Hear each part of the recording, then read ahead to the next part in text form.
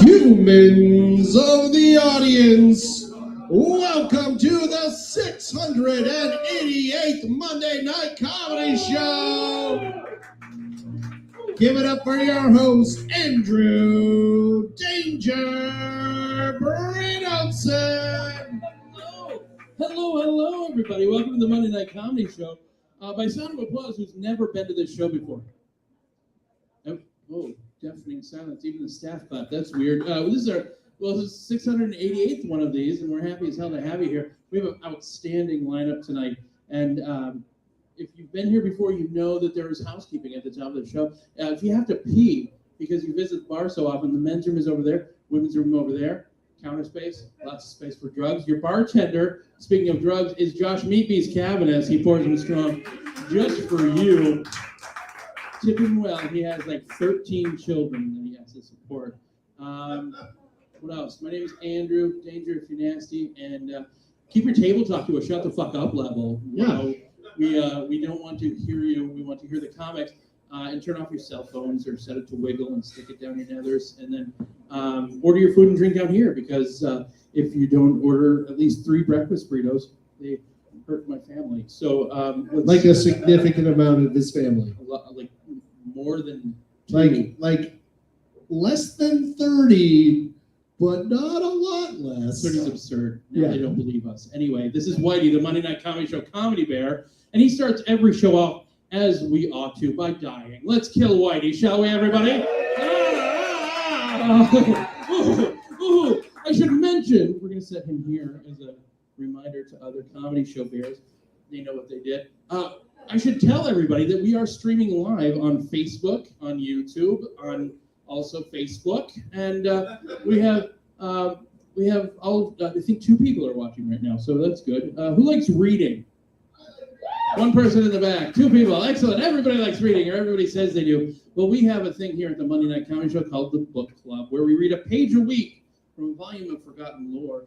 And this book is, well, it should have been forgotten years and years ago. It's Picture Me Famous, the Stephanie from Full House novella featuring Stephanie Tanner.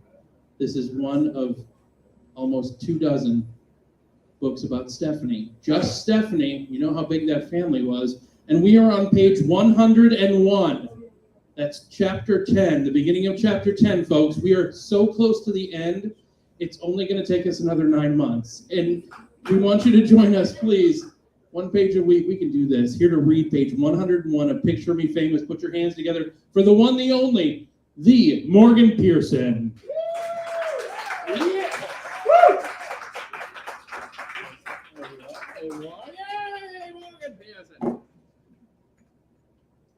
Hi guys, clap if you can read. Some of you aren't clapping and I'm concerned about how you got here. I hope it was the bus. Hey, that was not a slight about people who take the bus, but I don't want someone who can't read signs driving. Anyways, guys, chapter 10. We're all excited for chapter 10. It's very short, it's very sassy. I don't believe it, Allie said, leaning against the payphone. How could she have flunked? She doesn't seem stupid, and I can't believe she's almost 15. Shh, Stephanie said. All through the halls, kids were walking in little groups. Look, that's what her mother said, and she ought to know. Stephanie, I can't believe you talked to her mother, Darcy said. How could you play such a sneaky trick like that? It wasn't a trick. Reporters do that stuff all the time. It sounds like a trick to me, Darcy said. You say that Amber's sneaky. Look at you. Ooh. You'll find out more next week when you come back to the show. Thank you. Humans of the audience, give it up for Morgan Pearson. Oh, Morgan, please wait. Morgan. It's Morgan Pearson reading page 101, everybody. Morgan, on behalf of the Monday Night Comedy Show, we'd like to give you this suitable for framing, already framed certificate of completion for reading page 101. You can grab it. It's yours. You've earned it. Morgan Pearson, everybody. Thank you. Thank you. You always receive them. It's okay. for services rendered. I have a wall of them, though. Well, then add that to the wall. That means you're the most special comedian. Yeah. That was Doima sobbing because he wants to be the most special comedian. If you'd like to be the most special comedian and read the book, all you have to do is say yes when I ask you. Yeah, it's that easy. Unlike these cowardly comics who I asked earlier tonight, and they were like, no, it's not a funny bit. It's ill-conceived, and you're a fool. Comedy is subjective, we'll tell them. Yes? Yeah. Sometimes the book gets dirty. Anyway, speaking of dirty, no, that's a terrible segue. You guys ready for your first comic? Oh, come on, everybody. It's our 688th one of these. Are you ready for your first comic? Yeah, that's right. That's the noise we need. Keep it going for Randall Reed. I'm back. I'm doing this again. I'm here. I'm the only other black dude in the room who's not paying attention at all. Love the support. It's fine, nigga. You good. You good. I was sitting outside of a Starbucks earlier today that closed early, and what I learned is that rich, Edina white people don't like it when their Starbucks closes early. Do you know what they do when their Starbucks closes early? They ask the Negro who has nothing to do with the coffee why the store is closed. Which I suggest you don't do, because we don't like that as a whole.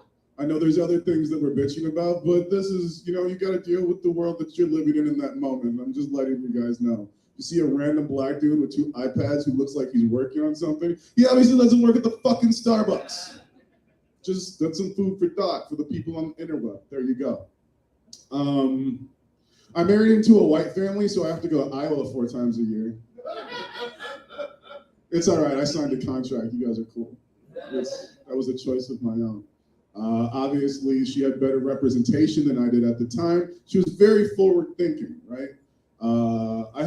I accidentally got an ambitious white woman pregnant, which is helpful for me because she's breaking ceilings and shit. But I'm a chef by trade, so she's happy because she doesn't have to cook shit.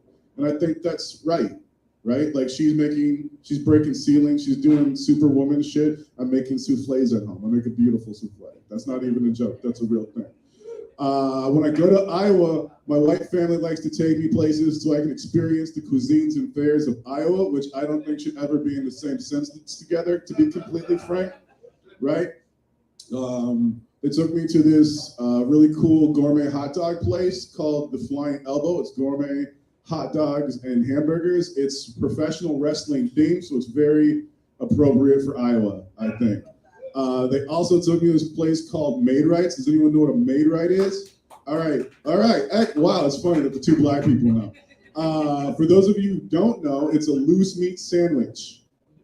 Yes, it is. He's right. It's ridiculous. It's ground up burger on a bun with salt and pepper and mustard. It's ridiculous. It's the whitest shit I've ever eaten in my life, but it makes my father-in-law happy to take me there. Plus, he pays for it and gives me a milkshake. And as a side note, I used to be a fat kid, so if you want me to deal with some bullshit in your life, you just want me to sit there and talk, and you want to talk and I'll listen, just give me a chocolate malt, and that's all it's going to take. You got like 30 minutes. Anyway. I have 3 100% white Caucasian nephews, which isn't funny to the white people in here because that's a normal thing for you. I happen to be a Negro. That's weird. Right? If you had asked me when I was 10 if I was going to have 3 100% white nephews, I would have told you to leave me alone, and I would have asked why an adult's not stopping this situation. I love them to death. They're absolutely amazing, but I never take them anywhere by myself. What? It's suspicious. Why are you guys looking at me like that? Like I'm wrong. So what you're telling me in this moment is if you were driving down the street and you saw a big black dude my size followed by 3 extremely arrogant looking white kids, you wouldn't follow them for 3 blocks just to make sure that shit was on the up and up? Is that what you're saying? Because you're lying. You would. Because what if the cop stopped you and was like, hey, did you see this? You should have a story for that. I'm their uncle and that's what I believe. So I don't even care. The last time I was down there, I wanted to do something nice for them, and I also wanted a chocolate malt. So we took them to go get ice cream, right? So it was me, my wife, my 2 half-white kids, my 3 100% white Caucasian nephews, and their mom. So there was 2 black people. Do the math. See, that's a word problem joke. Some of you still didn't get it. I don't care, I love that joke. So like we got our ice cream treats and things were going well. And then I looked over to the line where you buy stuff, and this really methy looking white person, you know, one of the rough whites. You guys know what I'm talking about. Don't look so judgmental. He was a methy looking white dude. He was like, hey! And I was like, do you need something? He was like, you're in that band, aren't you? And then I turned to my son and I was like, this is gonna be amazing, I promise. What band are you talking about, sir? You're one of them Black Eyed Peas, aren't you? Oh. That hurt. It did. It hurt a lot, right? It's as if he was like, that Negro's not dangerous. See, white people never find that funny. Niggas always think it's hilarious. Hold on, let's do an exercise together so you guys can understand how I'm feeling. I want you guys to think of a black man right now. Everybody got something?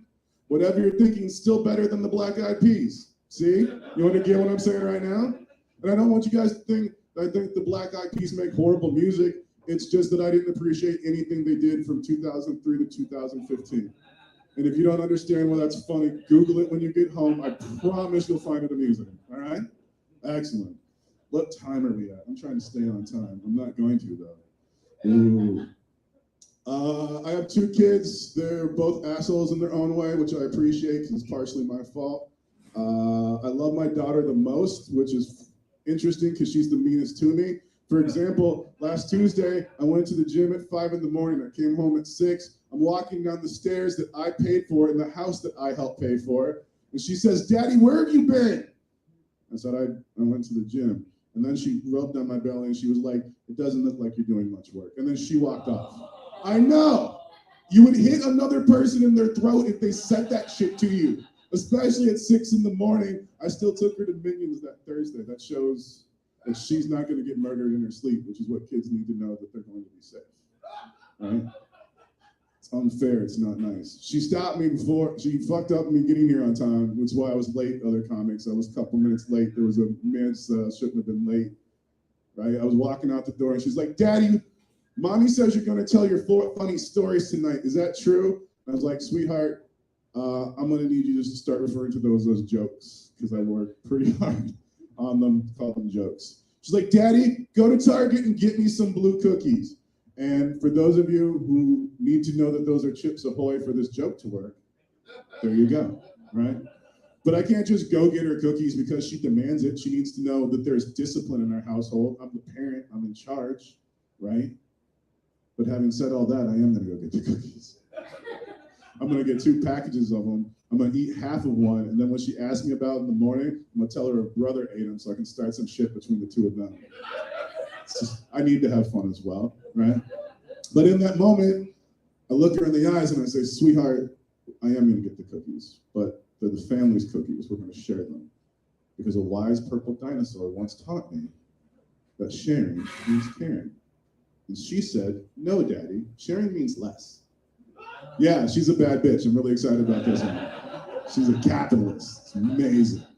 She's, all right, trying to stay on time. It's not working though. Fuck it, we're just gonna go into it. So I once, I don't know if you guys have noticed, but none of you are frightened of me right now. Oh yeah.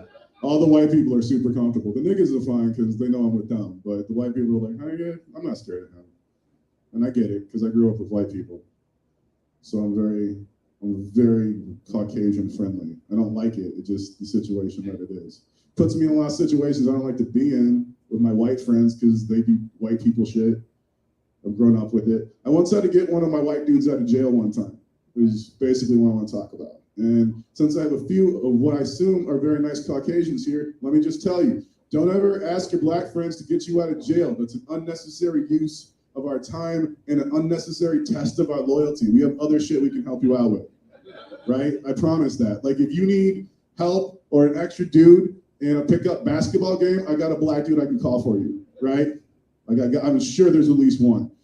Ladies, if you're trying to get an over-emotional Caucasian male to stop calling you, I got a couple niggas who can help you out. Statistics seem to indicate you might end up pregnant at the end of that situation, but your original problem will be solved, right? They didn't like that, that's fine. So this dude calls me at like 5:45 in the morning. He's like, hey, what are you doing right now? I said, well, I was sleeping. He's like, all right, good, you're up. What exactly do you need? I may have made some bad decisions last night. Okay. I'm gonna need you to come get me. Well, where are you? I'm in jail. I don't know if I'm coming to get you. Well, why not? I don't know if you've noticed, but they shoot us in the streets. Going to where they're at doesn't seem like a sound strategy. He's like, bro, I need you right now. And I stopped and I listened, right? Because there's a lot of desperation coming off of him right now, right? And I told you guys, I've grown up with white people for a very long time. And I've learned a lot of stuff about you. And if nothing is true about every single white person in this room, it's that you all have at least only one person, a black person that plausibly will get you out of jail, right? And his black person was me. But I want you to understand, this wasn't any just normal white person. This isn't some guy I met off the street. This is one of my best friends. We went to Cub Scouts together. I flew to Pittsburgh to see him get married. I also was taking shots with him when he signed his divorce papers, right? So I've invested a lot of time and money into this Caucasian. I just can't let him stay in jail. I have to go rescue my crackers. So I'm like, all right, fine, I'll come get you. He was like, hurry up. And I was like, okay, fine, I'll hurry up. I didn't hurry up. That was not at all. That would be a bad strategy. Because if I'd hurried up, I probably would have grabbed anything that could have been on my floor, possibly a black hoodie, possibly some black sweatpants. And I think we all understand what I'm insinuating, correct? Right? So I took a shower. I found a white button-up dress shirt, some cargo pants, and my favorite sweater vest, and I went to go get my wife from. Some of you are looking at me very strangely. I told you guys I've grown up with white people and know you really well. White people aren't scared of black people in sweaters. You're not. There's nothing more enduring to a Caucasian than a well-spoken, sweater-wearing Negro. You don't believe me? Uncle Phil? Uncle Phil? You love Uncle Phil, white people. Uncle Phil had a mean cardigan game. Uncle Phil is TV's favorite black dad. Now.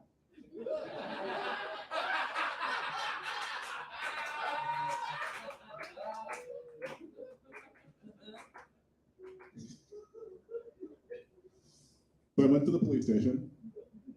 I filled out the paperwork. I gave them the money. And I tried to look as not suspicious as a Negro can at 6:45 in the morning, getting someone out of jail. And as I looked around the police station trying to get my bearings, I locked eyes with one of the cops. I was like, shit, he's seen me. The cop walks over and he looks me up and down and he's like, you seem very dressed up to be getting someone out of jail at 5:45 in the morning. And I looked him in the eyes and I said, sir, I'm a 9th grade English teacher. And when I get done getting my friend out of this ridiculous situation, I have to go to work early and grade some tests and make sure none of my students ever end up in this situation. A tear formed over the cop's eyes. And he put his hand on my shoulder and he said, son, you're one of the good ones. What? I grew up in Bloomington. I am, in fact, one of the good ones. Don't do that. You guys know. The black people would agree with that. The black people would agree with that. I don't think you guys appreciate the story I just told you, especially the guy who just ran out with his phone going. Right? I went to a police station to get my white friend out of jail, and we both left free and alive. And unfortunately, that's a win. Also, before I leave, at least 5 of you are going to ask if I'm actually a 9th grade English teacher. And that's none of your business, so please don't ask me. But my favorite part about this is when I leave tonight, I'm going to text a friend that this happened to. and I'm gonna let him know how well this bit went. He's promptly gonna text me back, go fuck yourself. Because he and I are friends for real. I'm Randall Reed, you guys have been phenomenal. I shorted my time, Andy. I'm sorry. It's not your fault, this is my fault. Humans of the audience, give it up for Randall Reed. I can start doing Shakespeare. You want to do Shakespeare? You can do Shakespeare. Randall Reed, everybody! Keep it going for Randall Reed. Randall and I went to MCPC in the late 90s, and we're in a production of Midsummer Night's Dream, and he played Oberon, King of the Fairies, and he was outstanding. And like, what, 22 years later was the next time I saw you, and you quoted all your lines from Oberon, and I was shamed because I didn't even remember who I played. I was Bottom the Weaver. Yeah, Bottom's a huge role. That's a great role. That's a good feather in your cap, buddy. I'm a thespian. Yeah. Speaking of thespian, your next comic can run circles around the best actor you can think of right now. Who's the best actor you can think of? Actually, no, she's not better than Patrick Stewart. No one is, you're right. In fact, we should end the show now because no one is as good as Patrick Stewart, and that's all I'm thinking about now. It's been a great Monday Night Comedy show, everybody. We're gonna... So much sadness. Picard season 3. Looking forward to it. Anyway, what? Oh, yes, show, right? Hey, you might remember from reading page 101 of Picture Me Famous. Put your hands together for Morgan Pearson!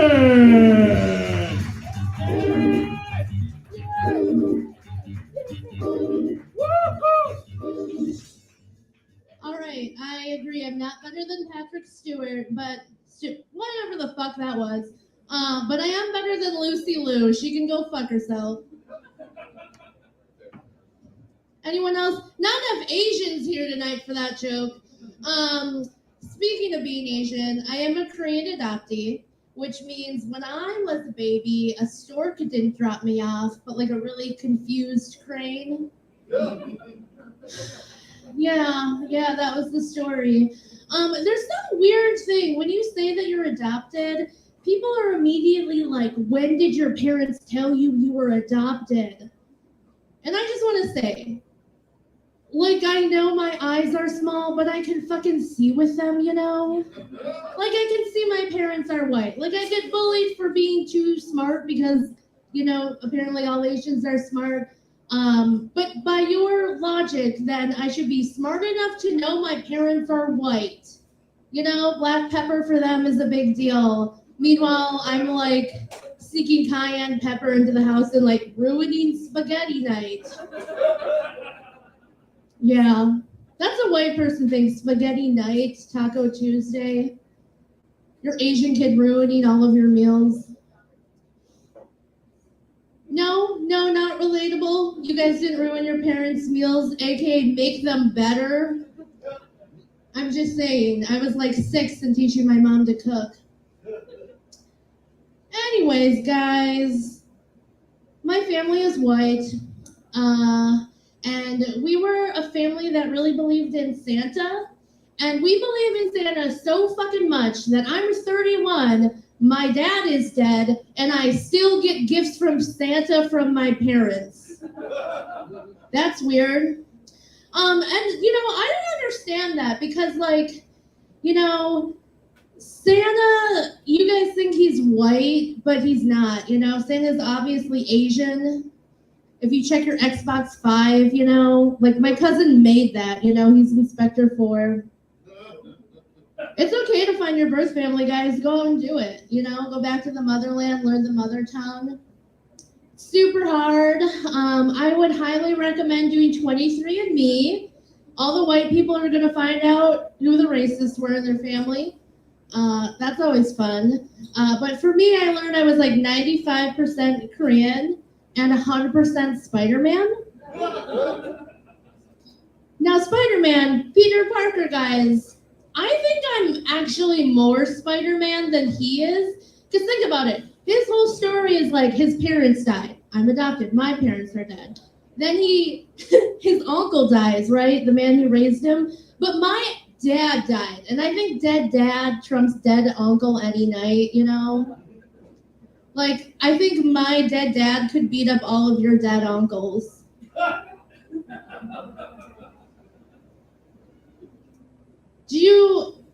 I don't know, guys. Anyways, let's move on. Speaking of my dead dad, if you go to hospice for this shit, when someone dies, they start sending you monthly pamphlets called guidance pamphlets. But really, it's like a pamphlet that's like, your dad died, remember it every month pamphlet. You know, I've been getting them for a year now. And the 1-year anniversary pamphlet, the front of it, all of it says is, has it been a year already? Oh. It's like a BuzzFeed article, like the title's a question. I don't get it. And then inside, it's like, these are the stages of grief. And like, should you be through them yet? You don't have to be through them yet, because how long do we grieve? Anyone know? Exactly. As long as you need. That's an interesting idea, because they don't think it's as long as you need. They said grief is a lifetime. They gave me pamphlets for a year to end it by saying, you'll be sad about your dead dad forever. Good luck. What I'm saying is hospice is bullshit, guys. Minnesota Hospice. This is on Facebook Live still, right? I just want to say, Minnesota Hospice, really terrible. Come for me, Nurse Caitlin, you suck. I'm just kidding. Her name's not Caitlin, but they're all white and they could all be named Caitlin. Nope. Oh, guys, this is going so good. I had a good dad. How long can I talk about this? I had a good dad. He raised me in the burbs. He wanted me to look like that couple right there. And the thing about being raised in the burbs is most kids, you get whatever you want. I wanted to be gothic, so that was a crapshoot. I know, guys. Gen Z makes goth look really sexy. We weren't sexy. We were mall goths, all right? The least sexy goth is goths that go to Spencer Gifts to steal fingerless gloves, you know? Also the stupidest goths, because you're stealing fingerless gloves, how ironic, by leaving fingerprints all over the store on the camera. Oh, okay, so we don't like ironicism. Got it. Anyways, guys, I was pretty fucking goth. Like, all of my clothes had to be black. Like, even my glasses had to be black. Even all of my boyfriends, you know? They all had to be white guys with black eyeliner. Don't worry, man. I fuck black guys now. Don't snap at me. Getting called out from across... Oh, God. Guys. This set's really killing it. Eventually I got to become a hipster. Was anyone else here a hipster for a while, wearing the tight pants? Yeah. You know, why? Why did any of us do that? You know, because it was just a bunch of dudes, like, with their fucking beards, giving me beard rug burn on my face, and all their fucking sweaters giving me Bill Cosby burn. Is it weird that we're the first two sets, we all decided to talk about Bill Cosby? No? You guys like it? Cool, some more Bill Cosby jokes. I wish he was dead like my dad. Because my dad had a slow death of 2 years of terminal cancer, and I think that's exactly what Bill Cosby deserves. Oh, God, guys. We're dying here. It's okay. Anyways, I'll end it on this, guys. I grew out of being a hipster. Now I'm dressed like I'm from an 80s Eddie Bauer catalog with this fucking sweater. My name is Morgan Pearson. I hope all of your dads die. Thank you. Humans of the audience, give it up for Morgan Pearson.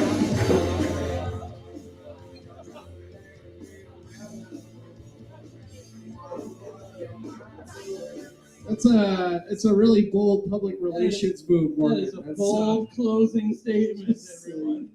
Oh, By the way, I wish you sorrow. Good night. one more time, Morgan Pearson, everybody.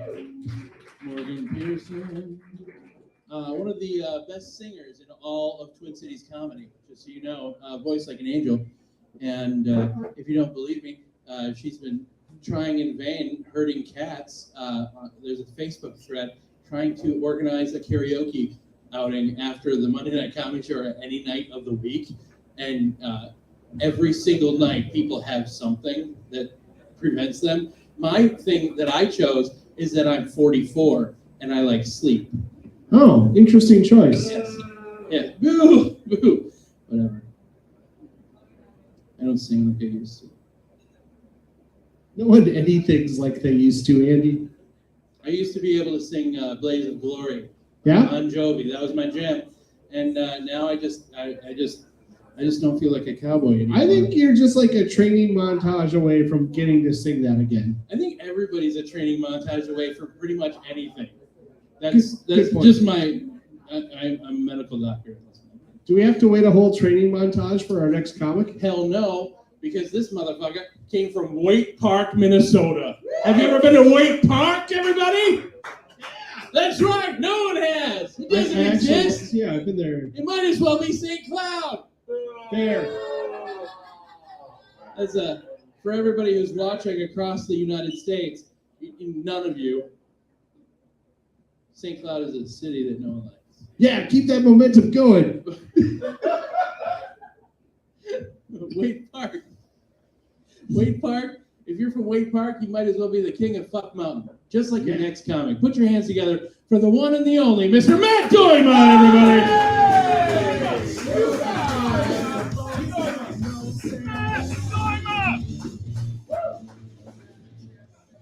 I guess that's a lot of pressure to come up in comedy between dead dads and being the king of Fuck Mountain. What am I supposed to do with that? Like, here's a fun fact for you. My last name's Doima. Doima means son of a dead man. In a language that has been dead since 700 AD. 100% true story. It means son of a dead man. And that's a huge bummer because I really liked my dad. It's like a Highlander situation now.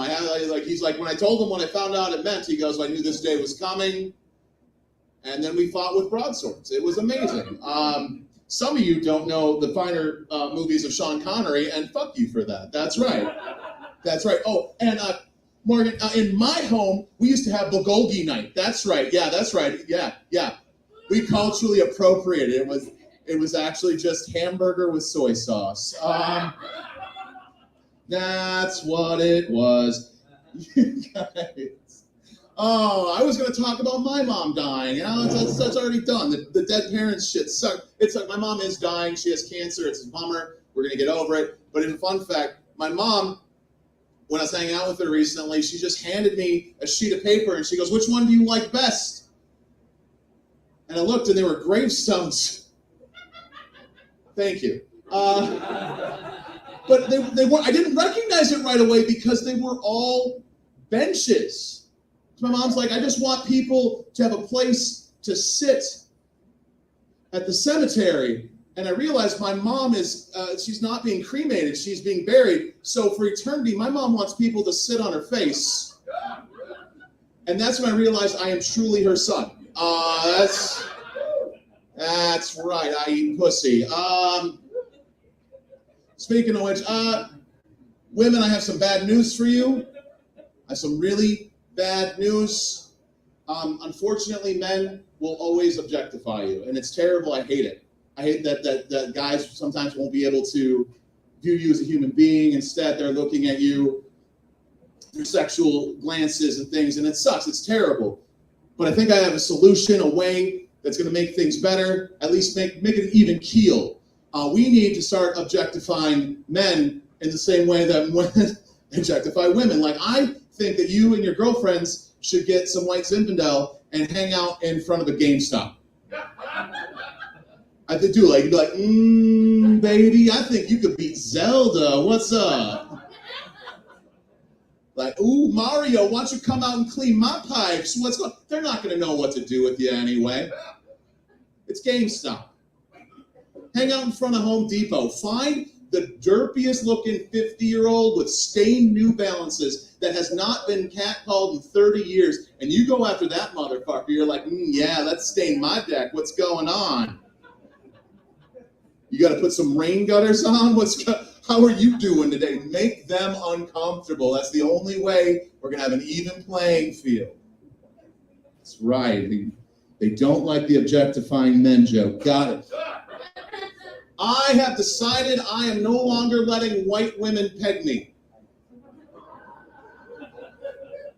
This done. If you are a white straight woman, you are not allowed access. However, if you are queer or a woman of color, you still can fuck me, because I think it's just time that you get a chance to fuck a white man instead. Fair. Thank you. Thank you. I thought that was good, says the dude that did not laugh. Fair. It's true. They get to take, because why not? I mean, I am the epitome. I'm 6'3", I'm white, I'm straight. I think you get a chance. That's it.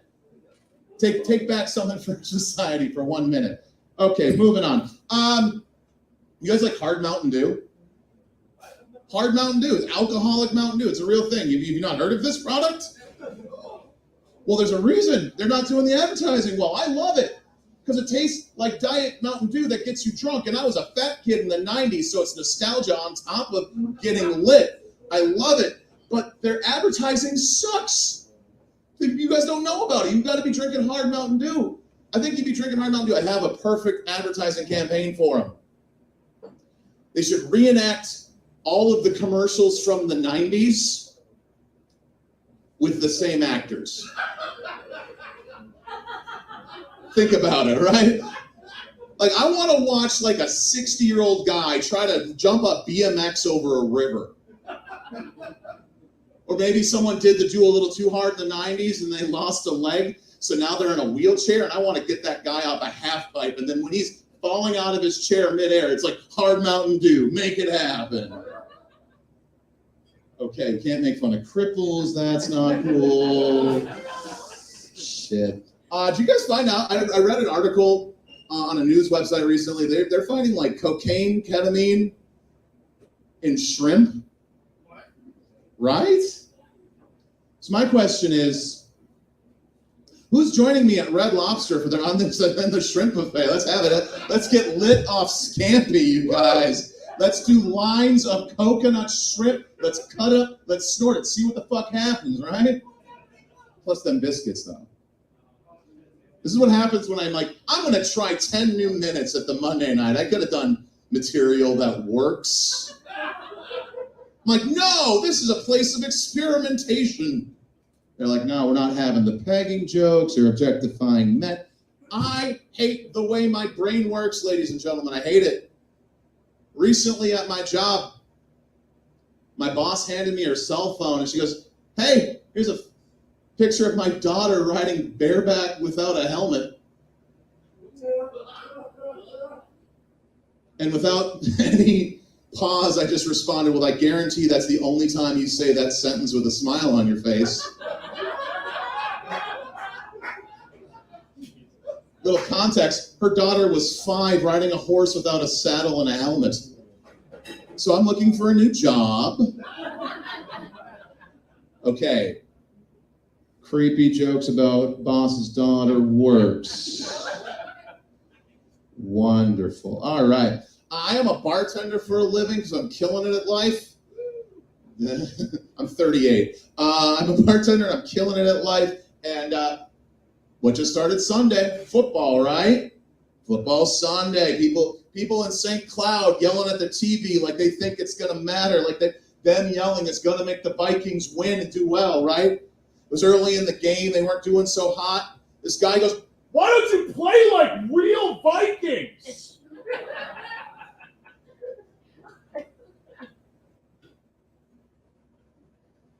That's interesting. What if you played for a professional sports team you had to live like their mascots. Like, although if you were living like Vikings, I don't think they care about the 11 men on the field rule or referees and those poor cheerleaders, you guys. Oh, yeah, or imagine the Detroit Lions, just a bunch of professional football players living on the African savannah. Their cheerleaders have to hunt and kill all of their meals just to get shot by a dentist from Minnesota. Or the Utah Jazz. Could you imagine having to live like a jazz musician from Salt Lake City? So I could only imagine living in an efficiency apartment with 4 other guys and then just dying of a heroin overdose just as 30 years later someone can say you were a huge influence on them. Some of you don't know about jazz and it shows. It's okay. That is okay. Where do we want to go from there, you guys? I don't know. How much time do I got left, Kruger? Exactly a minute. Exactly a minute? All right. Who here likes pissing off their neighbors? I live in St. Cloud, and I've got one of those great guys that's got a Let's Go Brandon flag hanging out in his yard. I know, because he's just too much of a child to actually just say, fuck Joe Biden. I'll say it, fuck Joe Biden. I voted for him. Fuck Joe Biden. There we go. We got over it. We're adults. But I was petty. So I put a pride flag on our border of the property. I'm straight, by the way. Got even better because I decided to put a big Black Lives Matter in the windows facing his property, not the street. His property. This is the same asshole that at Christmas time criticized me for not putting up Christmas decorations. I was like, what about the kids, man? What about the kids? So I took that to heart. It was Christmas, it was January. It's a little too late to decorate for New Year's. So I did the most logical thing. I celebrated the next holiday, which is Martin Luther King Day. So I posted the I Have a Dream speech against my house, against his property. I then took all of the snow and made a 25-foot bust of Dr. King. And the best part of MLK Day being in late January is February is Black History Month, so you can just leave your decorations up. I even went a little further, got a little train set so the kids could ride the Freedom Train in my yard.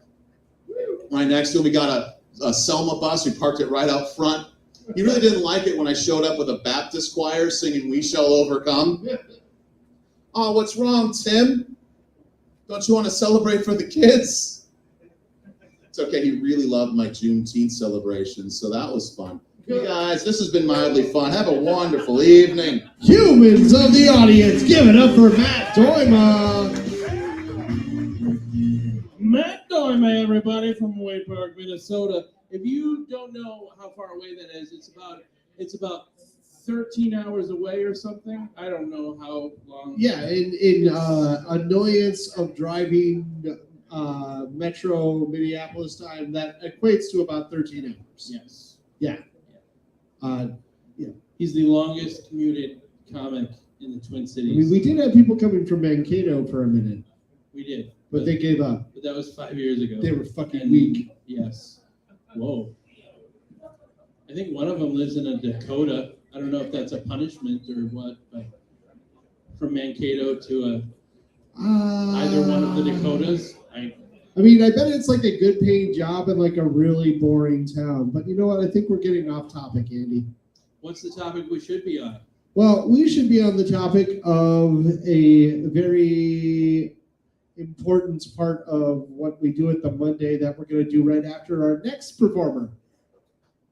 Good save. Yeah. Yes, that wasn't weird at Yep. all. Yep.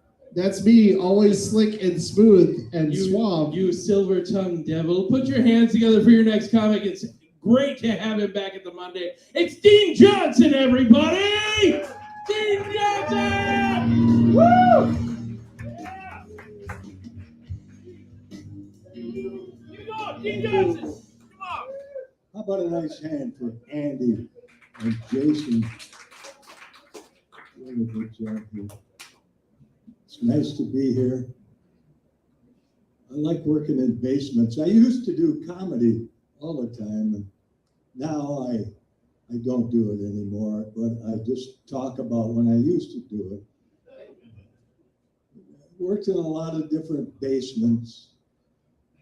One that I worked in, it was so long ago, the name of it was Boomers, because at that time boomers were cool. And it's actually true. That's what the comedy club was called. And I did one of the worst shows that I've ever done, probably, at Boomers. Because I found out, this was kind of early in my doing comedy. I find out back then that you wanted to feel comfortable and loose and relaxed when you do comedy and have fun doing it, And there are different ways to accomplish that. One is to write new material that you're all excited about, go out and do it. Or another way is to roll up a dollar bill and sniff white powder through it.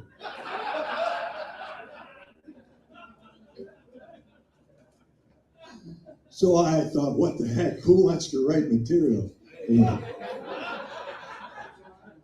So I did this comedy show, well, I was on this show. The rest of the show was comedy, and then I was on. And my part, for some reason, now I had what I called my comedy act, a bunch of jokes and things that I put together that usually got laughs. But I wasn't doing it that night because I couldn't think of it, I guess, and I could only say things that I had never said before. And while I was saying them, for some reason that I don't know, I decided to have the microphone way down like this and talk to the people. And it wasn't, nobody laughed. So I said, thanks a lot, good night. And I had to walk down this kind of center aisle that was in the center of the audience. And I walked down there kind of with my head hanging down. And then I noticed that one guy got up just as I passed him, and I thought he was following me. So I went out the back door, and I thought he's still behind me. So I found this big door, and I opened it, and I went through it, and I slammed it behind me, and it locked. And I couldn't get out. And I was in the furnace room. And it was Saturday night at about 11 o'clock. And the show was almost over, and I thought, well, I might be here till Monday morning. And then I noticed that the elevator was in that room, and the elevator door was open, and there was the elevator, and I went in and I pushed the buttons, and it didn't go anywhere. But there was a telephone in there, the old-fashioned kind of telephone, that you pick up and go like that. It said, in emergencies, you could call. I called, I said, hello, and they said, yes, this is the telephone emergency service. I said, hi, well, I'm a comedian. And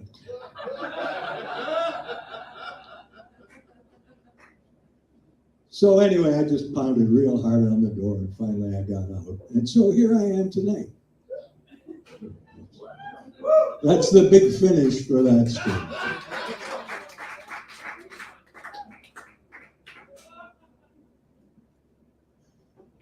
Oh boy.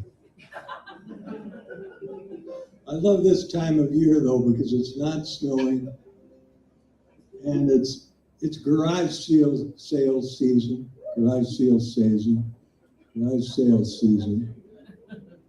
and which is nice. I like to go to garage sales, and when nobody's looking, I leave stuff there.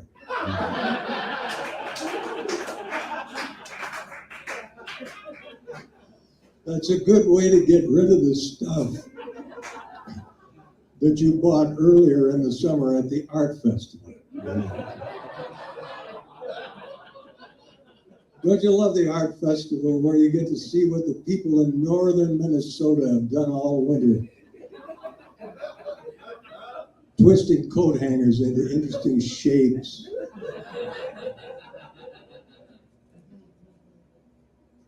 Garage sale. We had a garage sale in my house one time, and it makes you feel closer to the people in your neighborhood because now they're wearing my clothes. Another thing that goes on, you know what I found out? The news. Nothing ever happens in the news except that now the Queen died. And, you know, I don't think it's that easy to be a queen. 70 years of always having, she has to wear that crown and be around all the guys that are wearing those tuxedos, top hats, women in those long gowns. It's like spending 70 years at the prom. Thought that would get more. The other thing that's been going on up till yesterday was the last day of Jesse James days in Northfield. Have you heard of this? Northfield, Minnesota? It's history because in 1876, Jesse James and his gang went to Northfield and attempted to rob the bank, and the people in the town found out about it and put a stop to the bank robbery, but it was a big gunfight. People were killed, and some of the guys in the gang were killed and captured. Jesse James got away, and since then, that was in 1876, since then, nothing has happened in Northfield.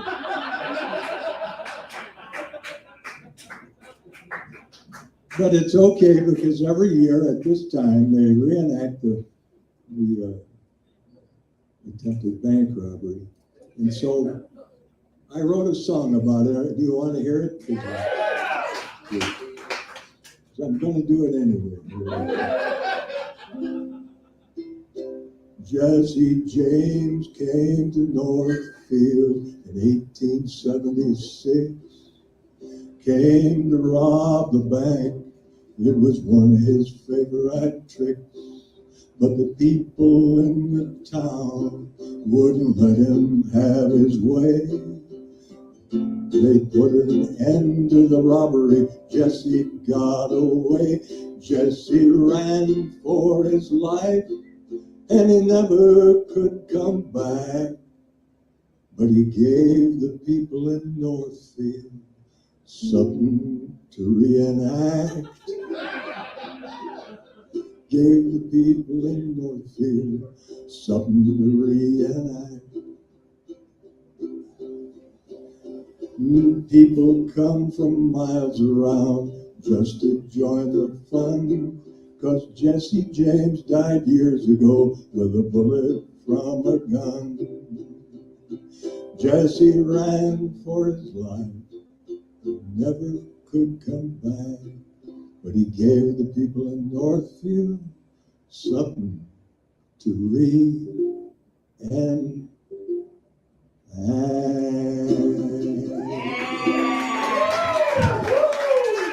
Thank you very much. Thanks for having me. Thank you, Andy.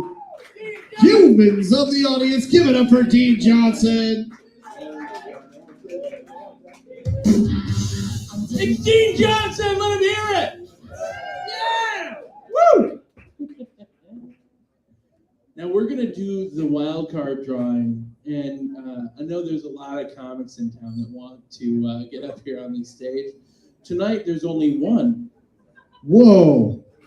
This is where the comics put their names in. It's the big bobber thing. And I'm going to draw the names. Oh man, I wonder who it could be. It's Sophia Bisbocci. Sophia Bisbocci Is your wild card comic. She is the only courageous comic in the Twin Cities. All the other comics are actually on the bill tonight. So it's, yeah. All the other comics were like, Sophia seems lucky tonight. All the other comics in the Twin Cities are selling drugs to children, and thank God for Sophia Bisbocci. Yeah. I'm gonna put this in the Monday Night Comedy Show scrapbook. All right. Sophia wins $1 American that she herself put in Why? to That's a the net gain of cover. $0. It is, but she gets a drink at the bar 5 minutes here on stage after our next comic, and the respect and admiration of everybody watching, which if we take away my cell phone that's actually watching the show, that's 0 people. Wow. It's good that we do this. Yeah. It's good. We're working really hard for almost no payback. But really, it's a celebration of everybody who came here tonight. So give yourselves a round of applause, because not only are you good-looking Americans, Fact. but you double fact. Double fact. Can't wrap your mind around this science fact. If we did allow ugly people in this room, Uh-huh. I'm sorry, I just threw up in my mouth. No, it's okay. We just work I fight can't through stand it. ugly people. I can't, know. Like it makes me physically ill, and I get angry. Well, yeah, they're ugly. Why do they exist? I don't know. But Is it to fuck with me? Look, Are you fucking whoa, with Andy, me? whoa, before you go into your rage about how dare people be ugly, you were talking about something else. I lost it. It's okay. When I see ugly people, I often also lose it. Does anyone have an entire tin of Altoids to cleanse ugly people? It's okay. Just breathe. You know what? You know what might cheer you up? Introducing our next comic. Oh, you see, you always know what's good for you. Oh, thank God. Thank you so much. Thank you. Yeah. What a guy.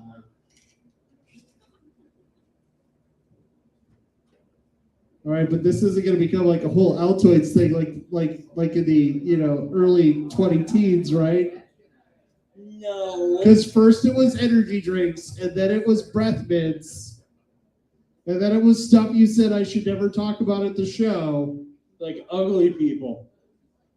Yeah, I only like hot people. That's right. yeah. What a great segue to our next comic. Your next comic, I want to have sex with. I Yeah. have a lot of Altoids in my mouth. This bit was ill-conceived. Yeah. You just didn't expect people to deliver, and then there it is. I'm gonna get all the Altoids to this side of my mouth. Hang on. Okay. Then you're gonna look like half of Marlon Brando. Anyway, we were about to introduce. I'm literally our next workshopping a joke about herpes and burning because of what one person said. And now is not the time. That was not the time. What time is it, Andy? Do I look like a chipmunk? On one side of your face, yes. I look like you when you had Bell's palsy. Oh man, that was such a bitch. Oh, That was a the long best time ago. Oh, that was like 2009. We were still at the coffee shop. Oh, it was a Christian coffee shop. Yeah. Yeah, they hated us there. Anyway, Altoids are strong. yeah, this is like my 4th redirect, buddy. So if you could just keep the show moving, It's I'd cool. love you. My cheek skin is burning. Uh-huh. You know, it'd be easier to stop that if you'd introduce our next comic. Yeah, but well, the sound of applause means that your idea is absolutely correct. I'm just waiting for the music. Really, it's on you. Oh, there it is. Put your hands together. Everybody start making a lot of noise for your next comic. I should not be a baby. Woo!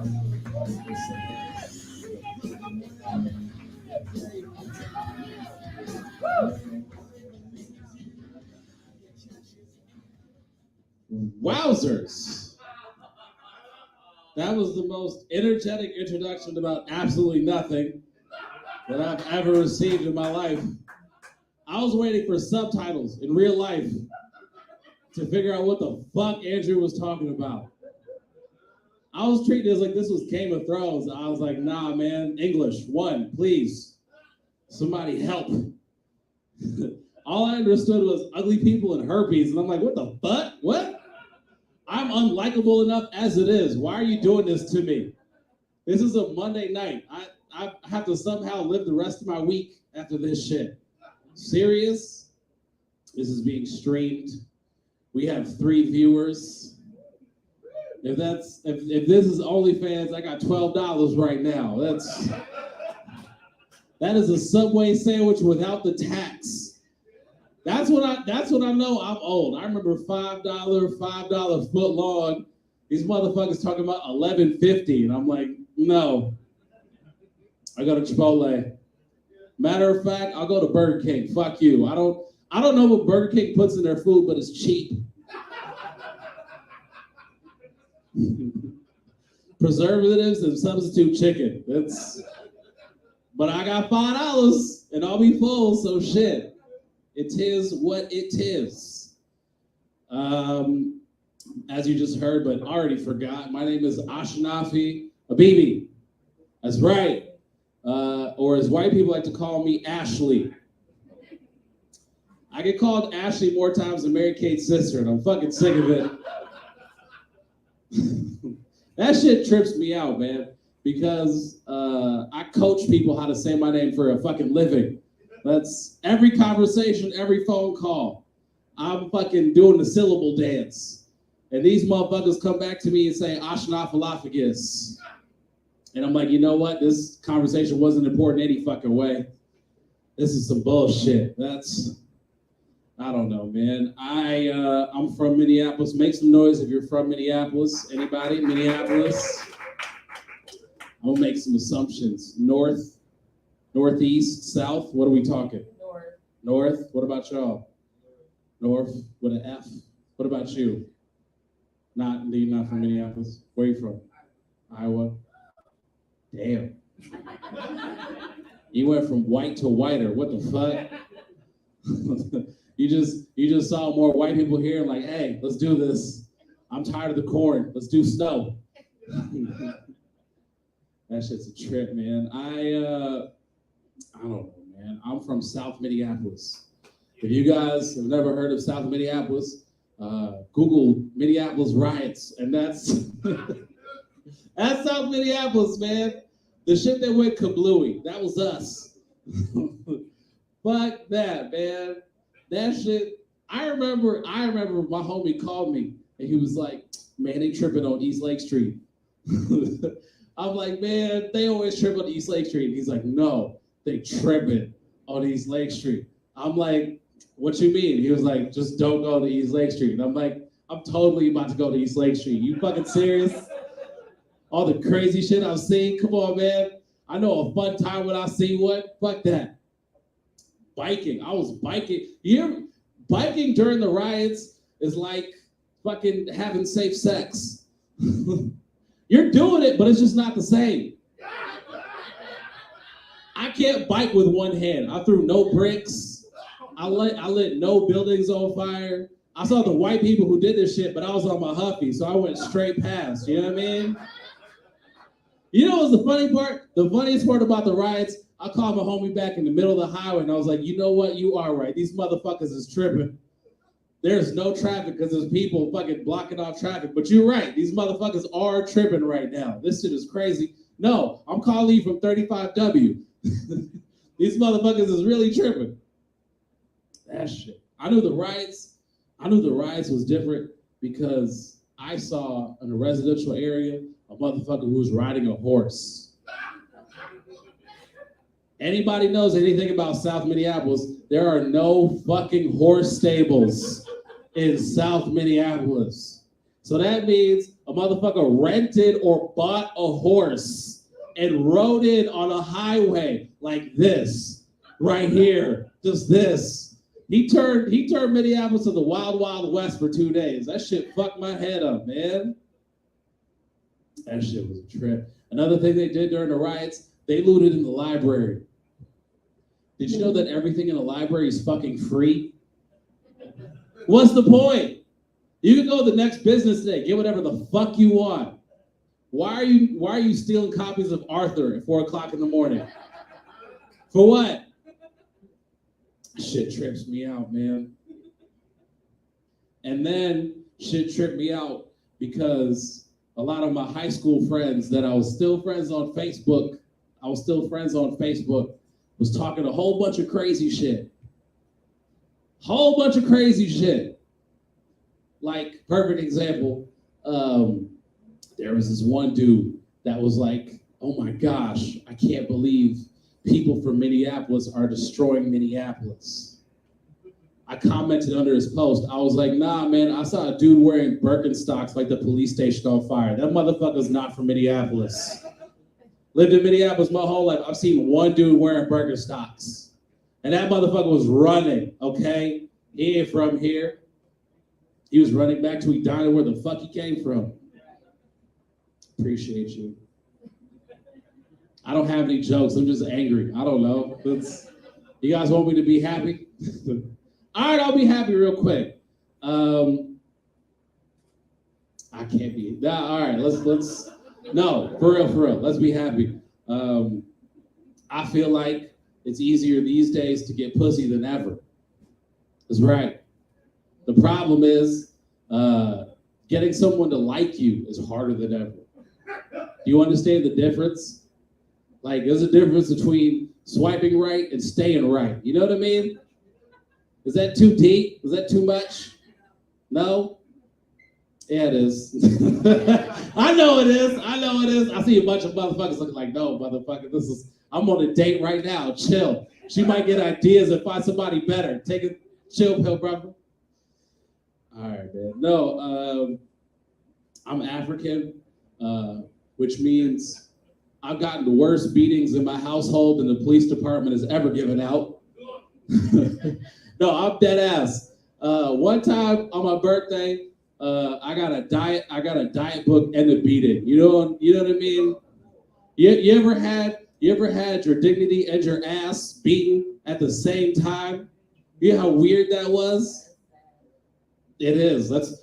When he was like, "What are ugly people here for?" I'm like, "To tell jokes." That's all I got, man. That's fucked up.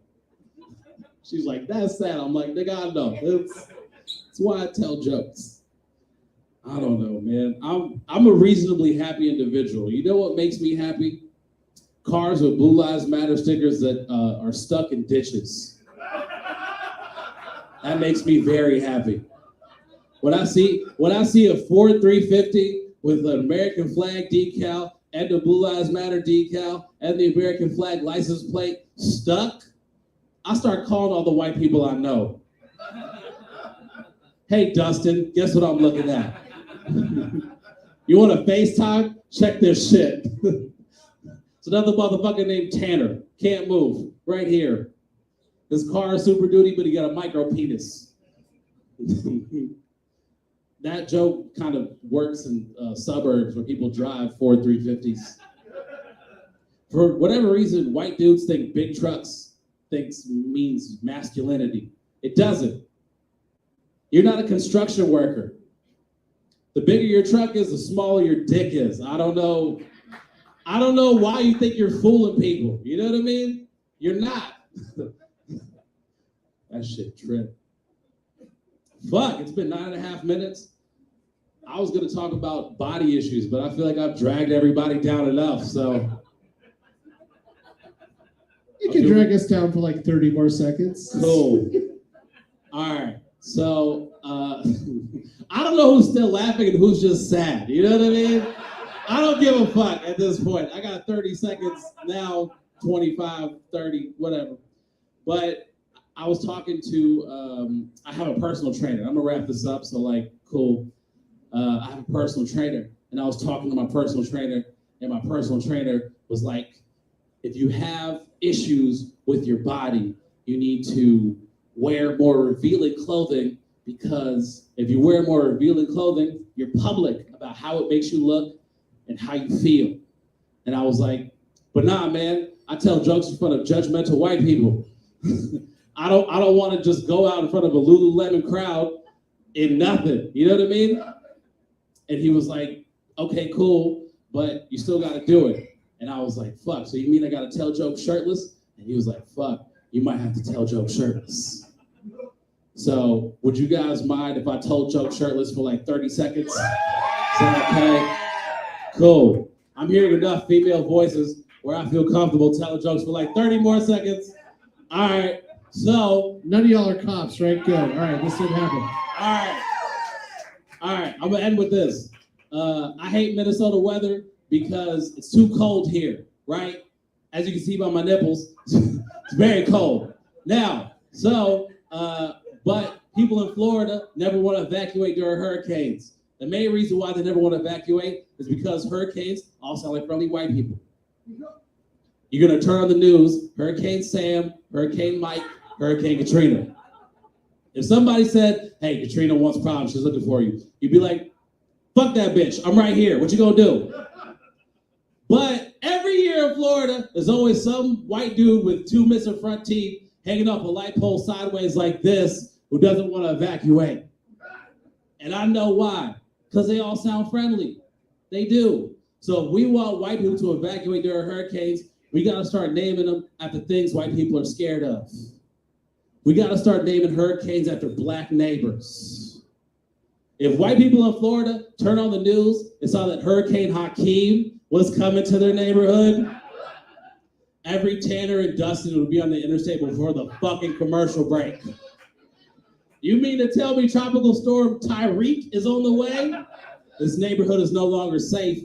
We must evacuate immediately. Speaking of evacuating, I gotta go. My name is Ashanafi. Fuck the Minneapolis Police Department. Good night. Words of the audience, give it up for Ashanafi Habibi. Ashanafi baby, everybody! I like it when the comics take their clothes off. Don't say that publicly. See what happens? You drop the microphone every time. Every time Andy talks about naked comics, he drops the fucking microphone. This room is haunted by the ghost of Brian Shelsby. Oh, I thought the room was just haunted with our own regrets. No, Oh, Brian Shelsby and Pokemon. oh, that's actually worse. There's a Charizard in the corner. No one's caught it yet. There's some person trying to do Pokemon Go. Like Somebody, losing their everybody mind. whips out their phone. Like, what? There's a fucking Damn it, I knew there was a Charizard. stop here. God, fucking Charmander. I just said the 2 Pokemon I know. That's great. Okay. Shall we move on? Absolutely. Great. Earlier it said, Ashanabi said substitute chicken, and now I'm going to use that everywhere I go to order any kind of chicken product. I want substitute chicken.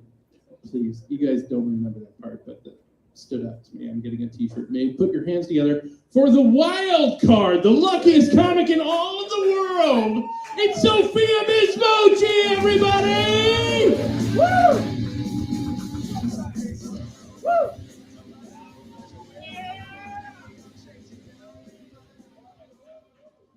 How are we feeling?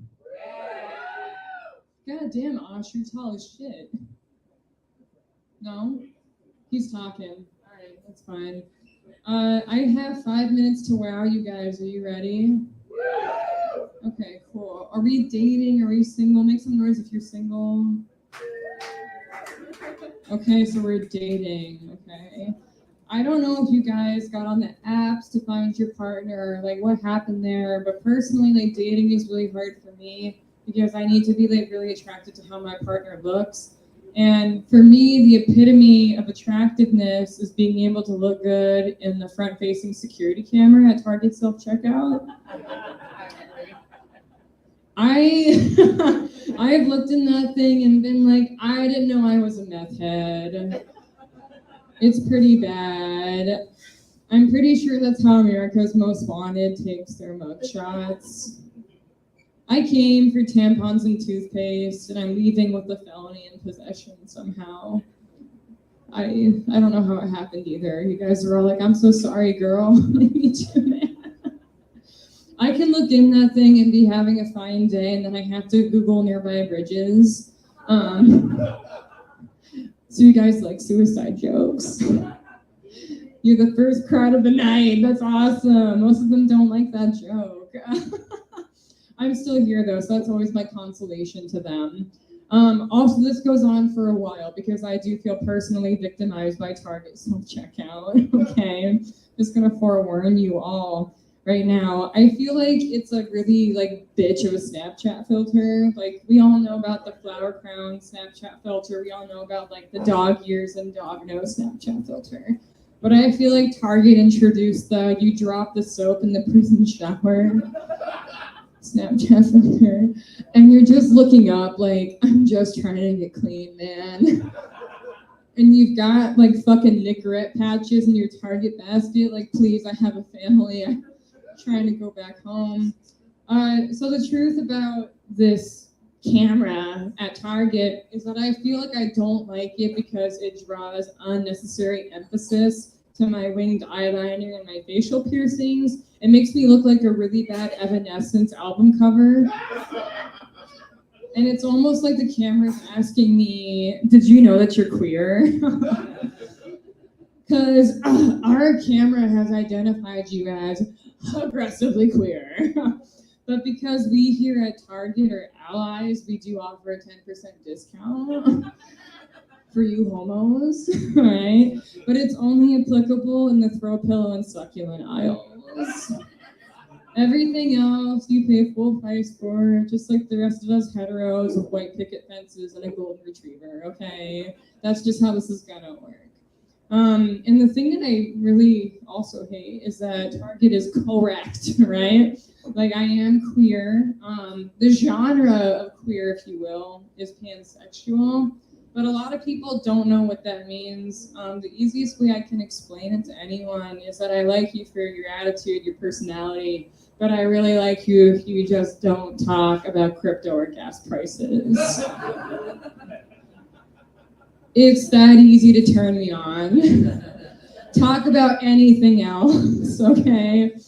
I do wish I like women a little bit less though. I do feel like my gaydar is on like airplane mode or do not disturb. A woman could be going down on me and I would dead ass be like, you don't want to do the puzzle that I brought? Right? Like,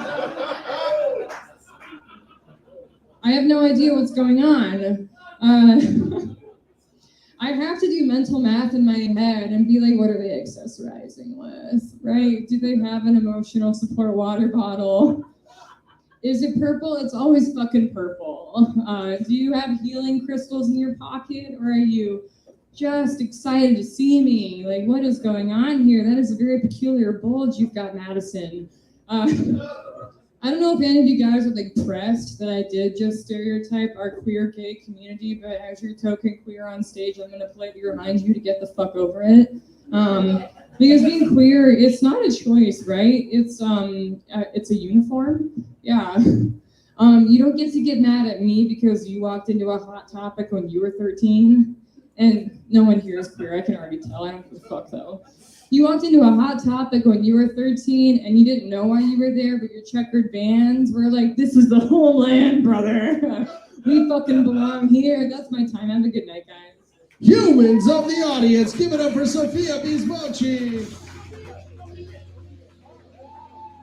Sophia Bismochi. Keep it going for Sophia. She's the wild card winner. And Sophia, I would like to give you back your $1 that you put in to get the wild card. You want your? That's actually no. You can't have that. That's like the best ever example of the metaphor that you get out of things what you put into them. It's true. Yeah. Whatever you said. Also, you know, it's okay. You weren't listening. It was wisdom, and you don't care about wisdom. I was giving Sophia the paperclip. No, it's okay. We're just out of sync with each other. We're not funny anymore, and we're really old. Fair enough. Thankfully, we're very attractive still. It's true. See, the thing is the takeaway from my rant earlier is that everybody in this room is attractive. Fact. Ugly people are pieces of shit. You are not ugly. Yeah. Not one person in this room is ugly because we don't allow ugly people down in the basement here. Yeah, we have magical spells put in place. It's in the bylaws of the Monday Night Comedy Show that we started 15 years ago. Uh-huh. So... Way to be attractive, everybody. Give yourselves a round of applause. You really for are being pretty. attractive You really people. are pretty. No one's listening. Not one person in this room is listening. That was no. Well, Andy, Stop it. Andy, Stop clapping. Andy, no one. If they won't listen to you, maybe there is somebody they will listen to. What a good segue for your next comic. Thanks, I tried. Nope, nothing on page 2. That's right. Your next comic is a good friend of the Monday Night Comedy Show. Put your hands together for someone who has performed almost every year we've been open. Put your hands together for Sydney Oxborough.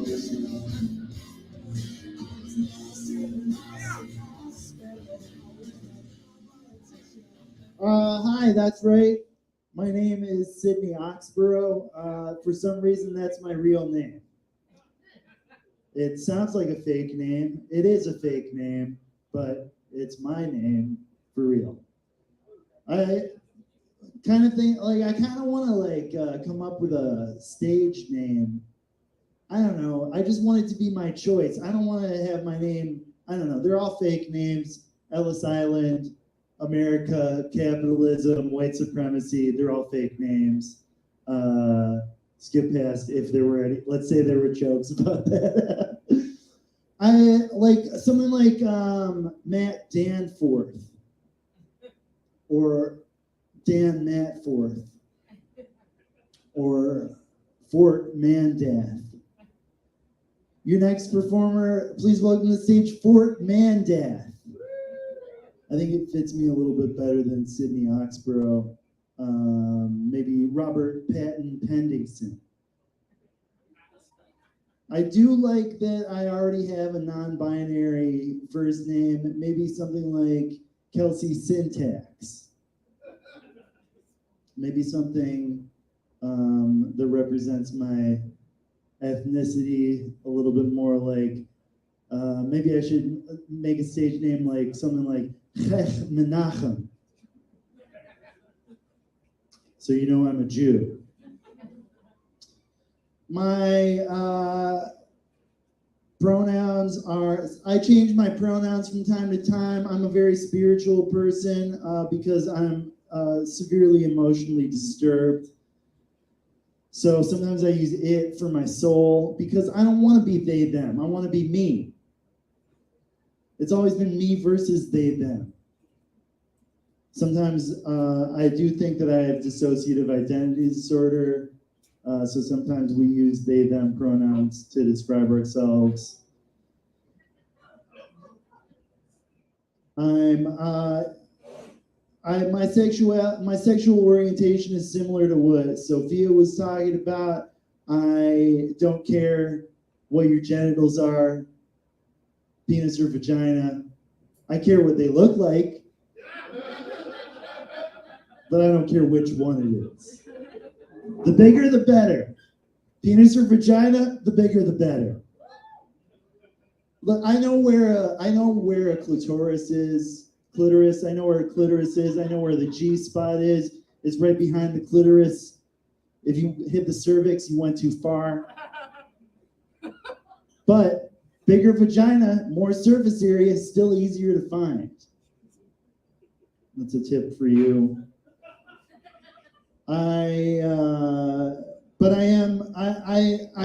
But you know, that's the thing about being non-binary is that I still do have a penis, so I consider myself, you know, I have a penis, but it doesn't make me a man. If you ask any of the people that I've dated. So I consider myself a penis person, non-vaginary. That's how I like to think of it. But it's still like, once you start dating another non-binary person, it's still a lot of the division of labor still seems to come down to which genitals you have, and I don't like that. So if anybody wants my penis, let me know. And whatever you got, I'll take a look at it. I have only had an orgasm during sex once. I thought if I expanded my options out to whatever, then maybe I would find something that turns me on. But it did not happen. I never orgasmed during sex, and it's pretty boring. With no orgasm, it's like, you know, when you have an orgasm to look forward to, it's sort of like the difference between like pinball and like a video game, where like at the end of the video game, at least you get like an achievement. At the very least, you get an achievement. Or you get like a cutscene where you find out that your son was a bad guy the whole time. But like, all I can do is try to like rack up as many orgasms in my partner as possible and try to beat my high score from last time. Couldn't even do it I can't even do it in a threesome. I thought if I add more partners, it'll be like an audience. It'll change my performance anxiety into just performance. It still didn't work. I also, I'm more attracted to people's personality. I'm attracted to people with strong personalities, which means that it's very difficult for me dating in Minneapolis. That's right, I'm talking about you. I got ghosted recently, which doesn't feel as bad as it used to because, whatever. But I do think that a great way to get back at somebody for ghosting you would be to kill yourself and haunt them. Who you gonna not call? Who's ghosting who now? I'm sick. I'm sick of scrolling all the way down in my weather app to see the feels like temperature. It should be at the top. All I care about is what it feels like. I don't care what the actual temperature is. I'm not a fucking thermometer. Is that where the camera is?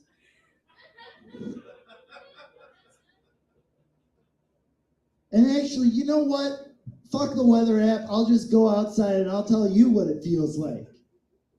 I don't need to listen to some space scientist in a satellite to tell me what it feels like. That's why the only meteorologist that I trust is Sven Sundgaard, because he's the only one who knows what it really feels like. I told my mom I was being gay is not a choice, but it could be. And I told my mom that I think I'm gonna try just being gay now. She said, I don't blame you, but watch out for the monkeypox. I said, that's not even topical anymore.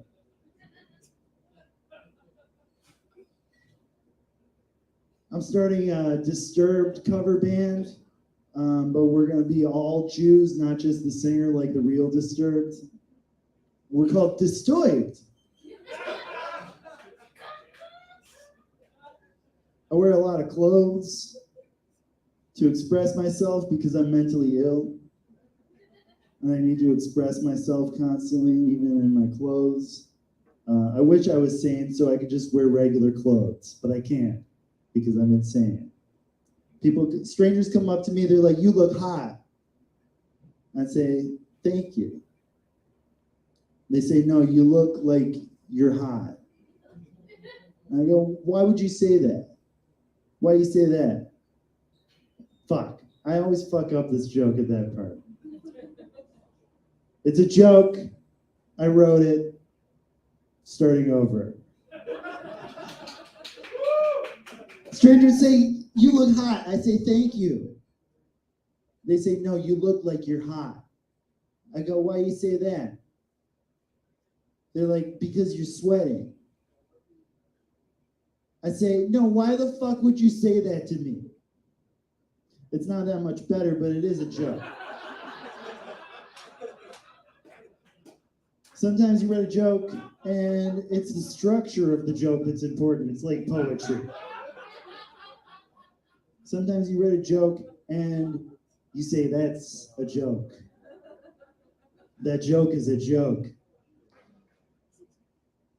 I'm tired of hearing about the metaverse. That's not what the metaverse is.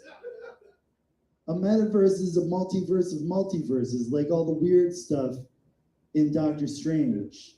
You know, like the dimension where there's a bunch of fingers everywhere. That's the metaverse. Not hanging out with a bunch of Wii U avatars in an office space, like Mark Zuckerberg wants us to think it is. Besides, we already have a name for what that is, and it's one of the coolest names ever. It's called cyberspace.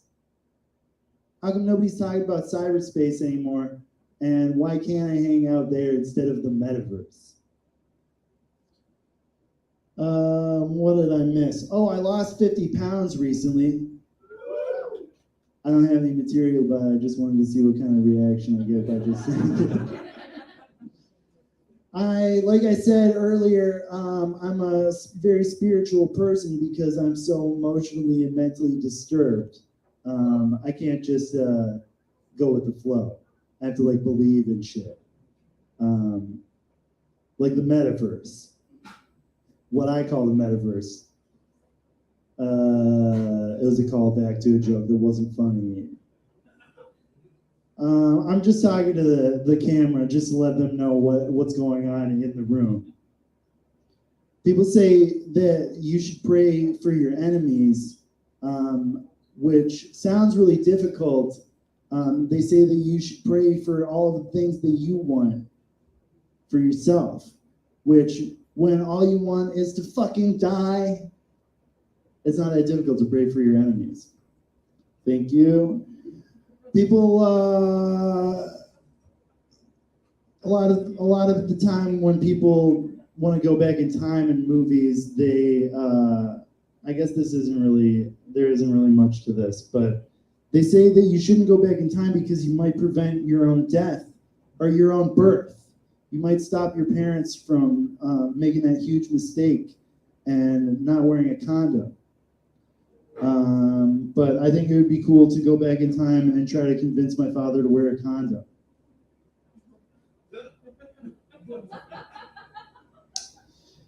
I go to a lot of therapy because of my mental illness, and sometimes when I'm zoning out, I think about that I'm glad I don't live in Gotham City because I'm so crazy that I would have to be a supervillain. I would be like Five-Face, I think. You know, I could go back and do some jokes that I know work, but then I would really feel bad when they don't.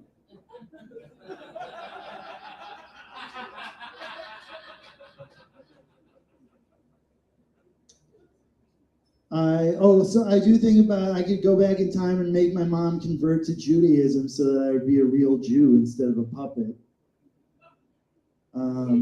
Because I could convert, but it would involve like a surgery, you know, because she didn't circumcise me because I'm not a real Jew. She wouldn't have to have a surgery, but if they do figure out how to swap out John Travolta's face for my foreskin, I will do that. I'm on a new antidepressant. It makes you feel like you're on vacation all the time. It plays like smooth adult contemporary reggae in your head. It's called Jason Razzapan. Side effects may include wearing a little hat and scatting.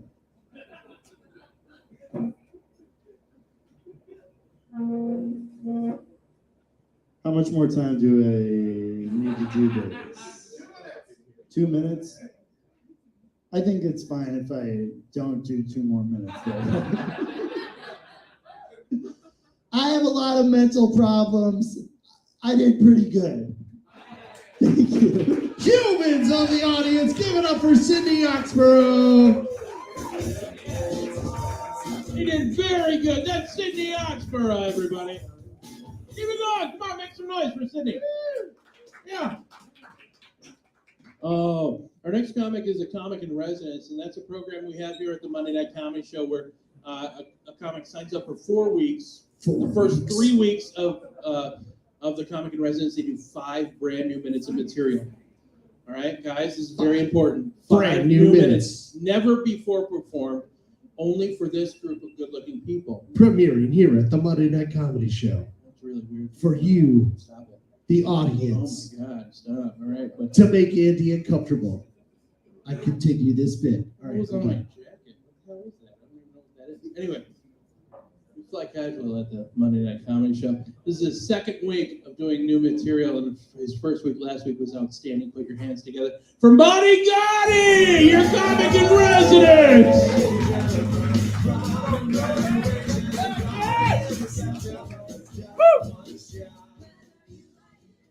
We 100% got to change that shit next week. That shit will not fly. Hey, you guys. I got some good news this week. I paid the rent, and I didn't have to sell any dick to do it.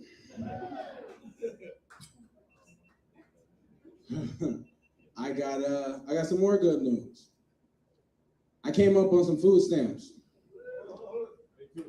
And to be frank, how these last couple of weeks been going, these trick-or-treaters wasn't getting shit for Halloween. I mean shit for Halloween. I already knew they was finna egg the fuck out of my house this year.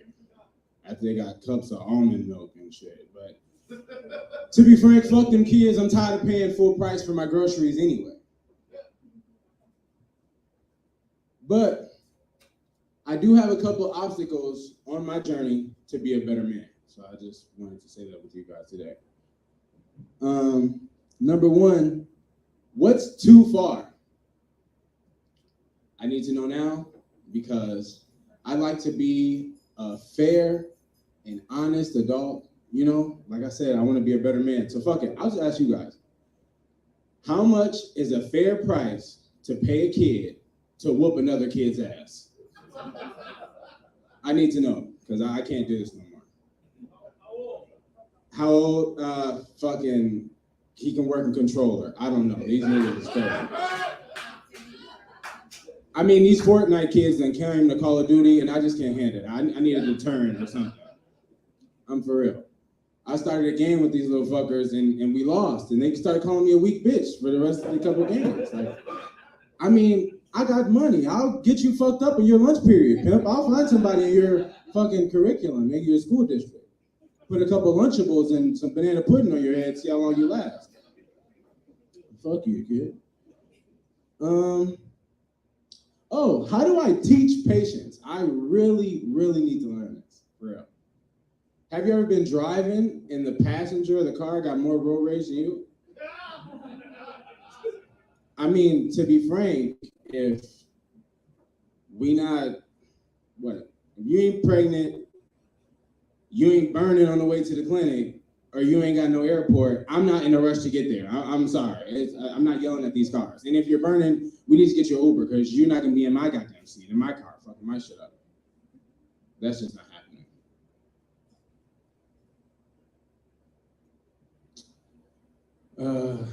I got to state this now. It is September, so I just want to get this clear to everybody. If you wasn't fucking the big niggas from June to September, don't start fucking us from October to March, bitch. You are freezing this year. We are cool. We should not be used this year. I don't know what the fuck you was thinking, bitch. And another thing, how do I adjust to new surroundings? I'm serious. I feel like any downtown, anywhere is crazy as hell. And frankly, I'm just not that used to it. I had a reunion in Iowa. And when I was walking out of my hotel that's downtown, some crazy bitch just walked up to me and started saying a bunch of weird shit. She walked up to me, she called me fine, to which I said thank you. She then asked me for my name. Now this lady looks like she'd been coming off a 3-month drug binge, so why she trying to holler at me, I don't know. But I told her, I don't give out my name, and I kept walking. And she said, okay, let me just pray for you and everybody you came with. She started saying some crazy shit, some gibberish. Now, I'm not from here, and I'm not playing these games, so I damn near sweet chin music this bitch. You think I'm gonna let you put some voodoo on me and keep me here?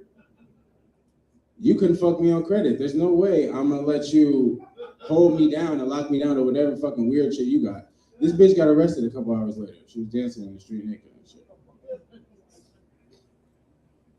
Yeah. How are you guys today? That sounded really fucked up. I did have a couple things I want to say real quick. Made right is fucking gross. It is not good at all. I don't think that guy's still here, but Made right is fucking disgusting. How we doing on time? You got like 15 seconds to wrap up. Oh, I'm done. You guys have a great day. Humans of the audience, give it up for Marty Gotti.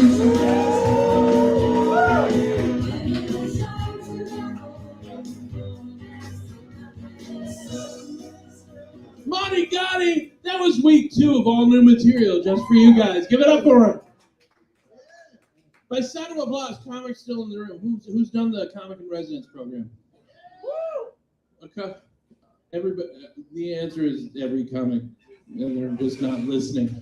And I'm not even a comic, and I've done it at And you've least done twice. it, seriously, and it's a good writing exercise, and it's a lot of fun for people who come to see. Shush, Zach, you're loud as fuck. I know. He just feels real important because he's headlining.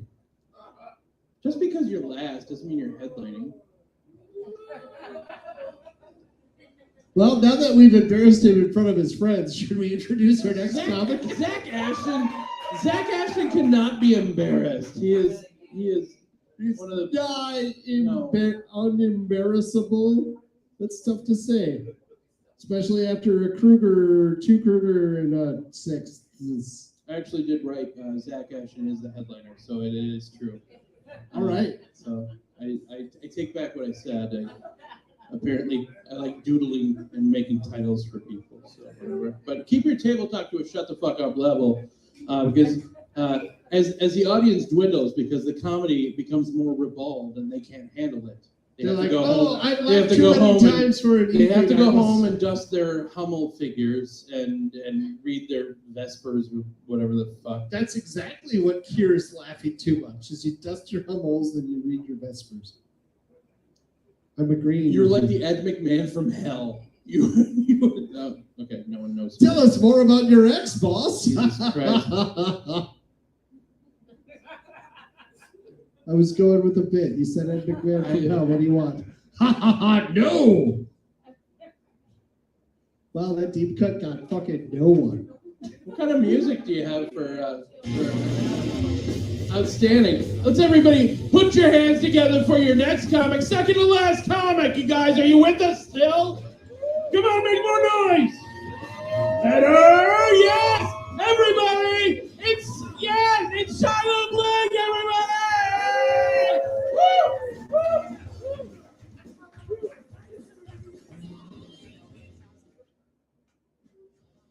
Hi, thank you.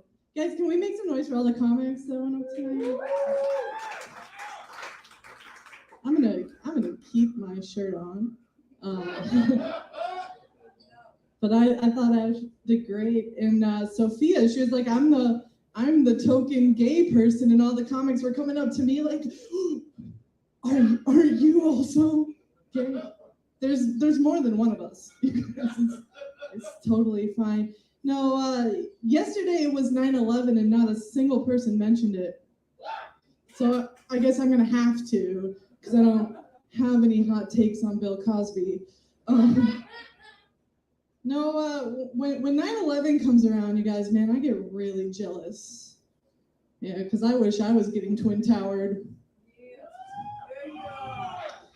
All right, that's a seasonal joke.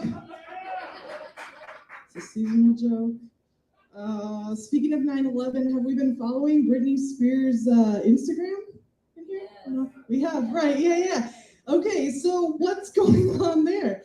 I was on there the other day, and she did like this dance video, and I was like, yeah, get it. And then I read the caption, and it said, have you ever done a 360 with your car over a cliff? And I was like, I don't know, you guys, I think we fucked up with the Free Britney movement. That's either a suicide note or a manifesto to kill Jamie Lynn, right? We should have been like hashtag help Britney. She needs help. Okay. That was way more funnier with my friends. I'm in my 30s. I'm in my 30s now. And I was one of those people, like turning 30 was a big deal for me. I was super worried about it. So I did my research. And I was prepared, for the acid reflux. But nobody mentioned the back hair. I knew I was in my 30s when my Google searches changed from how to make a living with an English degree to how much is laser hair removal. It is expensive, I know. I did. Not too expensive? Do we have a debate going on here? It's worth it. Okay. I like, okay. So you think I should do it? You think I'm too hairy? You would recommend it for me. Have you had it done? Have you? Okay. What did you have laser removed? Which hair? All of the, okay. Like a baby. Okay. Yeah. I think I would start with my back and see how that goes. All right. Good thing I wrote some stuff down. No, I'm in my 30s. So like all of my friends, they're starting to get gray hair, and I'm not finding any gray hairs, and I'm kind of like getting jealous. Like I'm excited for my hair to turn gray, you know, because I'm ready to be a silver fox, you know, or more like it a silver beaver. I think that would be more me. So I went skydiving recently. Yeah, woo, anyone go skydiving? Anybody? No, okay, just me. Well, I went skydiving and I wasn't scared at all.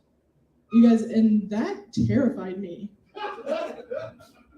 Man, I should have been scared, right? Like you go there and they make you watch a video about the paperwork you're about to sign. Okay, and it just explains that you're about to sign away all of your legal rights. And a week later, I was like, oh no, did I overturn Roe v. Wade? I didn't read that. No, I went skydiving. I did the tandem, you know, so I had this dude strapped to my back. And I gotta tell you, that's not my usual strap on. But I did not mind it. You know, I was the guy who keeps me alive. That's my type, I think. It's just the whole experience just had me questioning things, you know. I was just questioning a lot of things. I went with my cousin. He's a very tall person, very big guy. And his instructor was this very short person, this very adorable man with a European accent. And I don't know, it just had me questioning some things, right? Like something about watching this guy strap himself to my cousin had me questioning some things. All right, I grew up in the country, and I know he grew up in the country, so that's maybe not a joke for here. The only other person that laughed is like a fellow hillbilly. That's great. Oh man, you guys. All right, let's. Okay, I'm gonna do a couple more new ones, and then I promise I won't. I'll make it funny, maybe. So I have my backpack. I carry it with me everywhere, and it's fancy because I like nice things. It's the North Face, and I've had this backpack for a while, and I realized like a week ago that it on the like buckle it has a rape whistle. Right? Huh? I was just sitting there like, oh my God, has this been here the whole time? Like how many times could I have used that, right? And it's just been there with me for years. That's a good joke. I'll work on it. Maybe I need to rephrase it a little. That's a good one. I stand by it. Okay. All right, guys. Jesus Christ. I've been going through my journals. So I had a little bit of an addiction issue in my youth, and there's parts of my life I don't remember. And apparently it was all of 2009. Because I was going through my journals recently, and I was just going through, and it was just like, oh, I'm so glad I met Mike. And it's just like, oh, life is terrible, but at least I have like this wonderful moment with Mike. And I'm sitting there reading of my best friend, and I was like, who the fuck is Mike? And why am I so in love with him? So if you're Mike, can you please not tell me? I'm gonna keep that in the blurry alcohol memories, I think. All right. Fuck. Okay. You guys, I'm trying to be a better person, and I've been working on myself. But I'm pretty sure that I'm going to hell. Here's a few reasons why. For starters, I steal. I stole some of my high school textbooks because I liked them. Yeah, thank you, fellow nerds. Love it. Let's see. Here's another one. This is pretty bad. A reason I'm going to hell. One time, I bummed a cigarette off of a homeless person. And then I told him I didn't have any cash, but I did. But I forgot I did until, never mind. I could have just bought my own. Okay, you are good people. This is a room full of good people. I got more reasons though. I'm gonna keep going with this. So when I was young, I would drink my dad's booze, and then I'd put the empty bottles back in the cupboard. And on multiple occasions, he would go to the cupboard and be like, "Oh man, not again." Which I think only proved that he was the one with the drinking problem. Right? Okay, one more. Those usually hit harder, but you're really good people. I'm not used to performing in front of good people. So I'm gonna try one more. How about this? If we're going out somewhere and you ask me if you look nice, I am always gonna tell you yes, even if you don't. You know, because I kind of want to see you go out like that. Yeah, I'm going to hell. Let's check the list, man. Oh, Jesus. Who the fuck is Mike? Let's see. Okay. So yeah, as I mentioned, I've been sober for about 10 years. Thank you. Yeah.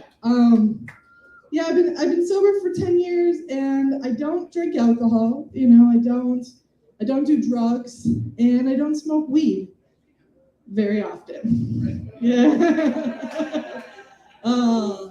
But like, I used to be this huge stoner, right? And I never grew out of that. Like, it stuck with me. I still act like one. For example, when Target got curbside pickup, I would put it in order for just one bag of chips at a time. Make someone walk that out to me, you know? So I don't smoke a lot of weed anymore, but my friends do, right?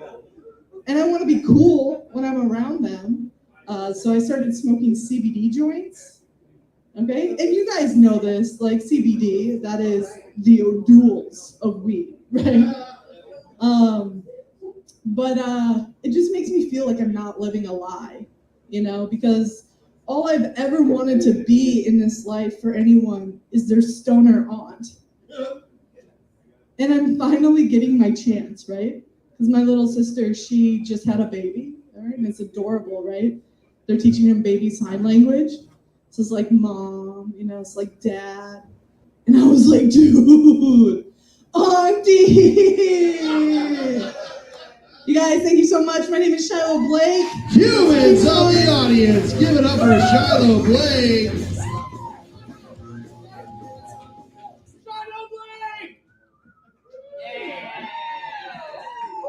Okay, guys, I know it's late in the night, but when I say the comic's name, you gotta clap. Yeah. It's a thing that people do. It's okay to do.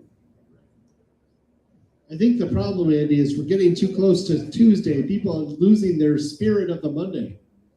Thank God no one does anything on Tuesdays. Yeah. Tuesday's the real day of rest. Yeah. They were all like, hey, want to do your comedy show on Tuesdays? Fuck no. No, that's what comics say. Shut up. Get out of here. Stop talking to me. No, I don't want your cake. Get out of here. What's even in that fucking cake? What? Clearly I like cake. What do you... Where? Nope, poison cake. Hey, you know what next week is? What's that? Next week is a very, very special Monday Night Comedy Show. Oh, it's yeah, a fundraiser for a kid named Solomon. On Facebook, he goes by Super Solomon. And not to, be Captain Bring Down or anything, but Solomon has, he's being treated for leukemia. And this is a fundraiser show for not only Solomon, but his family, the Wunderlichs. And I'm not sure if it's like Wunderlich, like super German. I'm just going to say Wunderlich. But Solomon won't be there because he's like a kid. He's like a little kid. but his family will be here. And this place will be wall-to-wall people who want to support him and help his family out. So if you have the time and want to see a fantastic lineup, the Facebook event page is up. Right now, you can say you're coming. Wouldn't that help our metrics?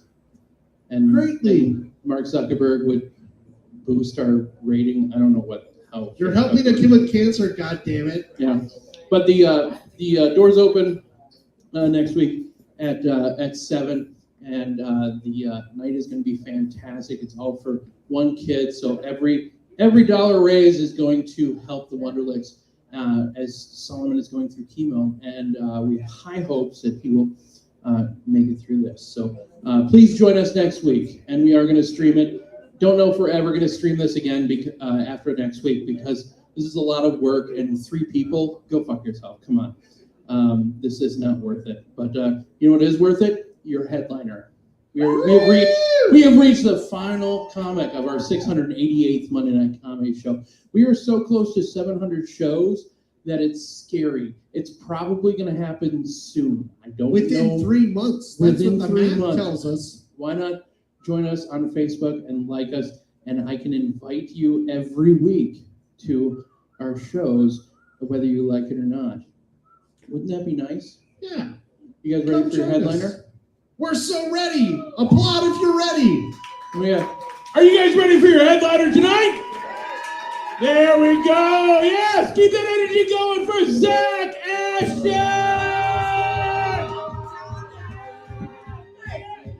Thank you, all 7 of you fuckers. Hello. Yes, my name is Zach Ashton, and I'm celebrating. Celebrating what you say, sir? I'm celebrating 575 days of not drinking. Give it up for me! Yeah! I fucking hate it, ma'am. Yes. Oh, I do. You ever gone on stage with 9 people in the audience and you gotta remember that you have feelings all of a sudden? Right? Fucking hell, man. But this is the best I've ever been doing physically, I think. Feast your eyes. You know what I mean? I used to have more hair up until yesterday. I decided to get it cut. Terrible idea. She was like, you want to look like Selena Gomez? I was like, no. Too late, dude. Too late. She cut it before she washed it. Where was I? All right. I fucked up, okay? But now here's the thing, though. Mentally, I'm not doing so good. As you can tell, lady in the back is looking at me a bit worried that she stayed too long. Here's the thing. I was recently diagnosed with something called post-acute withdrawal syndrome. They call it PAWS.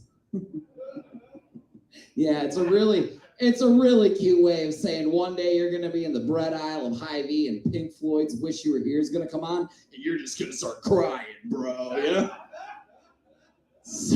Swear to God, that song came on. I'm looking at Cottage Lows, going, "So you think you can tell?" Like, this woman turns the corner. She sees me crying in the bread aisle. She looked me dead in the face. She went like this. She went, ugh, right? And that's fair, okay? Nobody wants to see Charles Manson crying in the bread aisle. It's not good, right? So she looked at me, she goes like this, ugh, and I needed to think on my feet, dude, because, let's be honest, you don't want to cry in front of a woman you don't know, right? No matter what Facebook says, because let's be honest, they're like, Ben can cry around me, and it's like, yeah, I can with your ex-boyfriend on speed dial. Let's get fucking real about society, okay? Don't bullshit me, dude. Don't bullshit me. So she looked at me. She goes like this. She goes, I'm crying, so I got to think on my feet. So I say, Brett murdered my family, okay? And I just started mashing loaves of bread, right? Helpful smile in every aisle, but I'm not allowed back in that Hy-Vee. Come on now. And it's messed up. They were throwing me out into the parking lot, and I just kept shouting, I got paws, It didn't help my case. But it's not all bad, sir. This quitting drinking thing's not all bad. This is the most my dad and I have ever talked in my life. My biological dad and I, we talk all the time now. I think that's pretty rad. You can clap if you want. Yeah. We talk all the time now because he's my sponsor. get my problem. This piece of shit. He's not a very good sponsor either. He'll call me up. He'll be like, I'll be like, Dad, I'm getting real close to drinking. And he'll be like, have you tried not being a disappointment yet? And I'm like, what the fuck, right? No, Brian, but I think we narrowed down where the problem came from. Are there any like history buffs? Well, actually, let me preface it by saying this. I just finished a tour. What's that? Okay, never mind. You're not helping me. Okay. I thought it was going to be something fun. We were going to riff. I was going to put it on the internet. Hackler destroys comedian, whatever the fuck. Like every other hack in this fucking town. All right. That one was for the back. Okay. That's fine. I just finished up a tour through like Kansas and Missouri telling jokes, and they're kind of weird people. A lot of beer guts, a lot of racists, right? This one guy came up to me after the show. He goes, are you from one of those places that kills babies? I was like, I'm pretty sure they kill babies everywhere, dog. Like, I don't know. I was like, hey, do you mean abortion? He's like, yeah. He's like, oh, yeah, we still got that. He's like, I don't like it. I was like, okay, that's your prerogative. You know what I mean? And he said, well, what do you think we should do about it? What do you think you should do? Should you call your congressman? What should you do? Right? And I was like, listen, man, I am neither a billionaire nor a 12-year-old boy, so no senator calls me back. It's a smart joke. Your government's run by pedophiles. Wake up! All right. God damn, they murder a man in his cell and you're like, what happened? You know? Crazy time to be alive. Let's do a Cosby bit because everyone else did. Yeah. Do you think when they drove, because they let Cosby out of prison now, amazing, right? Do you think when they drove Cosby back to his palatial mansion, O.J. Simpson and Kevin Spacey were just waiting like a human tunnel for him to zip-zop his way through, right? Starts high-fiving a bunch of college lacrosse players. You didn't do it. You didn't do it. Chest bumps Ben Roethlisberger. Boom, you know what I mean? Casey Anthony's stripping in the corner. It's a party, right? Your government's a lie. All right. Now let's get real. Let's get back to where it all started. I wanted to ask if there's any history buffs in the audience. If any of you read a book, fucking clap. Some of you are lying. All right. No, I'm just kidding. I love all of you very much. All right, here's the deal. This all started with a guy, my favorite historical fact ever, my favorite thing that's ever happened in the history of the human race, really. It involves this guy called Ronald Reagan. I know, you're going to love this. You're going to love this. All right, so Ronald Reagan is elected president. 6 months go by. They go to him and they go, Ronnie. There's a lot of handgun murders in this country, Ronnie. A lot of handgun murders. What are we going to do? And Ronald Reagan said, well, I'm an actor, and I was in Westerns, so I think everyone should have a gun, right? No problem. 6 months go by. They go back to him. They go, Ronnie, a lot of mental institutions in this country, Ronnie, a lot of crazy people. What are we going to do? It's very expensive.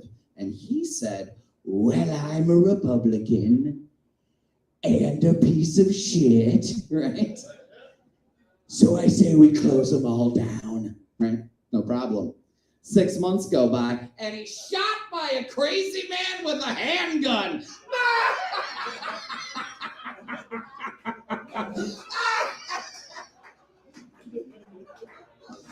I can't even, dude. Do you think, like, as they were pushing him into his limo, he was like, I made a mistake, right? I didn't tell that joke in Kansas. Fun fact, I was about to, and I was like, nah. But the cool thing is John Hinckley Jr., the man who shot Ronald Reagan, he's out now, you know? And, yeah, he's on Twitter. He's still hitting up Jodie Foster. He found out she's a lesbian, but he figures he can get around Secret Service. He can get around sexual identities, you know what I mean? Anything's possible, John. Anything's possible. Do you guys ever Google weird shit and you think the internet's gonna figure you out at like 3 a.m., you know? The other night for me, I was smoking weed because much like Shiloh, we quit drinking. We didn't stop being cool. We didn't put it all away. But I was on the internet and I was typing in like weird shit because I was like, how am I gonna die? You know, like I get a little worried about it sometimes, but I was like, what's the coolest death there is? Space, obviously, right? So I Googled how many people have died in space, right? And the answer is 15. 19 if you believe that Russians are people. Because God knows their government didn't. What? Tell you a fun fact. The first dude who was ever in space was a Russian, but they didn't know how to bring him back. Yeah, that's got to be an awkward situation. You're buckling a guy in with the fucking Valley Fair straps attached to what I assume is just a giant slingshot. I don't know what they were working with, and then he's like, "Will you bring me back?" And they're like, "We'll see." Nadrasky, right? He gets up there and he's like, "It is starting to get really cold up here." And the guy back at the station is like, "You know what else is cold? The champagne." And they just hang up on him. Then they call him back. They're like, "Look for dog and cat. We launched them too." Tom and Jerry is how you say documentary. All right. Okay. I'm gonna get out of here. I got the light, so we're gonna do one more fun one. Okay. Do you, sir, right here? Yeah, he looks way too out of it. Do you, sir? Do you believe that confidence is king? I mean, you work with a giant crane all day, so you must believe that confidence is kind of king. You believe that? I believe that too. I want to get more confidence, though. I need that big confidence. I need that Pornhub game ad confidence. You know what I'm saying? You all know the one, even that guy who's almost passing out. You know the one. Sir, you've seen the one on the hub that says, "You won't last 60 seconds playing this phone game." Like, what? Like, clearly the phone doesn't know how desensitized this dick is yet. I'm a picky watcher, you know what I mean? Like, if this actress gets one line wrong, I'm switching videos, you know? I'll be like, "That is no way to talk to your stepfather." Next, you know? Learned a little about me. Here we go. But here's the thing. Like, I saw one the other day that went a bit too far, right? Saw an ad that said, "You'll leave your wife after you play this phone game." Yeah. Like, what kind of marriage is that? Like, the man is silently masturbating himself with the AirPods in, his wife is asleep next to him, right? And he doesn't even last 60 seconds, you know? Busts a huge nut, the one tear rolls down his cheek as he slides his wedding ring off. And then his wife wakes up the next morning with a note on the bedstand that just says, "I did it for the game." What the fuck? So he goes to his lawyer's office, and his lawyer's like, "Ted, after 10 years of marriage, what are you doing?" And he's like, "You gotta play this phone game." And his lawyer doesn't even last 60 seconds. All right. I've been Jesus Christ. You guys have been a lot of fun. Thank you very much. Humans of the audience, give it up for Zach Ashton. Woo! Zach Ashton, everybody. Let him hear it. Let's keep that applause going for everybody you see tonight. I'm going to list them off one by one. Randall Reed, Morgan Pearson, Matt Doyma, Dean Johnson, Ashanafia, Bibi, Sophia Bisbochi, Sydney Oxborough, keep clapping, Marty Gotti, Shiloh Blake, and Zach Ashton. Let's keep that applause going for J Money, the motherfucking Hawk, Cacaw, Guy Terrence, Josh Meatbeast, Cavanis, your bartender. There he is. Hey, yeah. Close out your tab before you leave today. And be sure you join us next week for a very special Monday night comedy show. We want you to be here. It's the Super Solomon fundraiser. Please join us. If you liked it, tell people on Facebook. We rely solely on word of mouth advertising because City Pages is no more, and Facebook ads are expensive and useless. Put your hands together for yourselves. Thank you so much. Be safe, everyone. We'll see you next week. Stay awesome.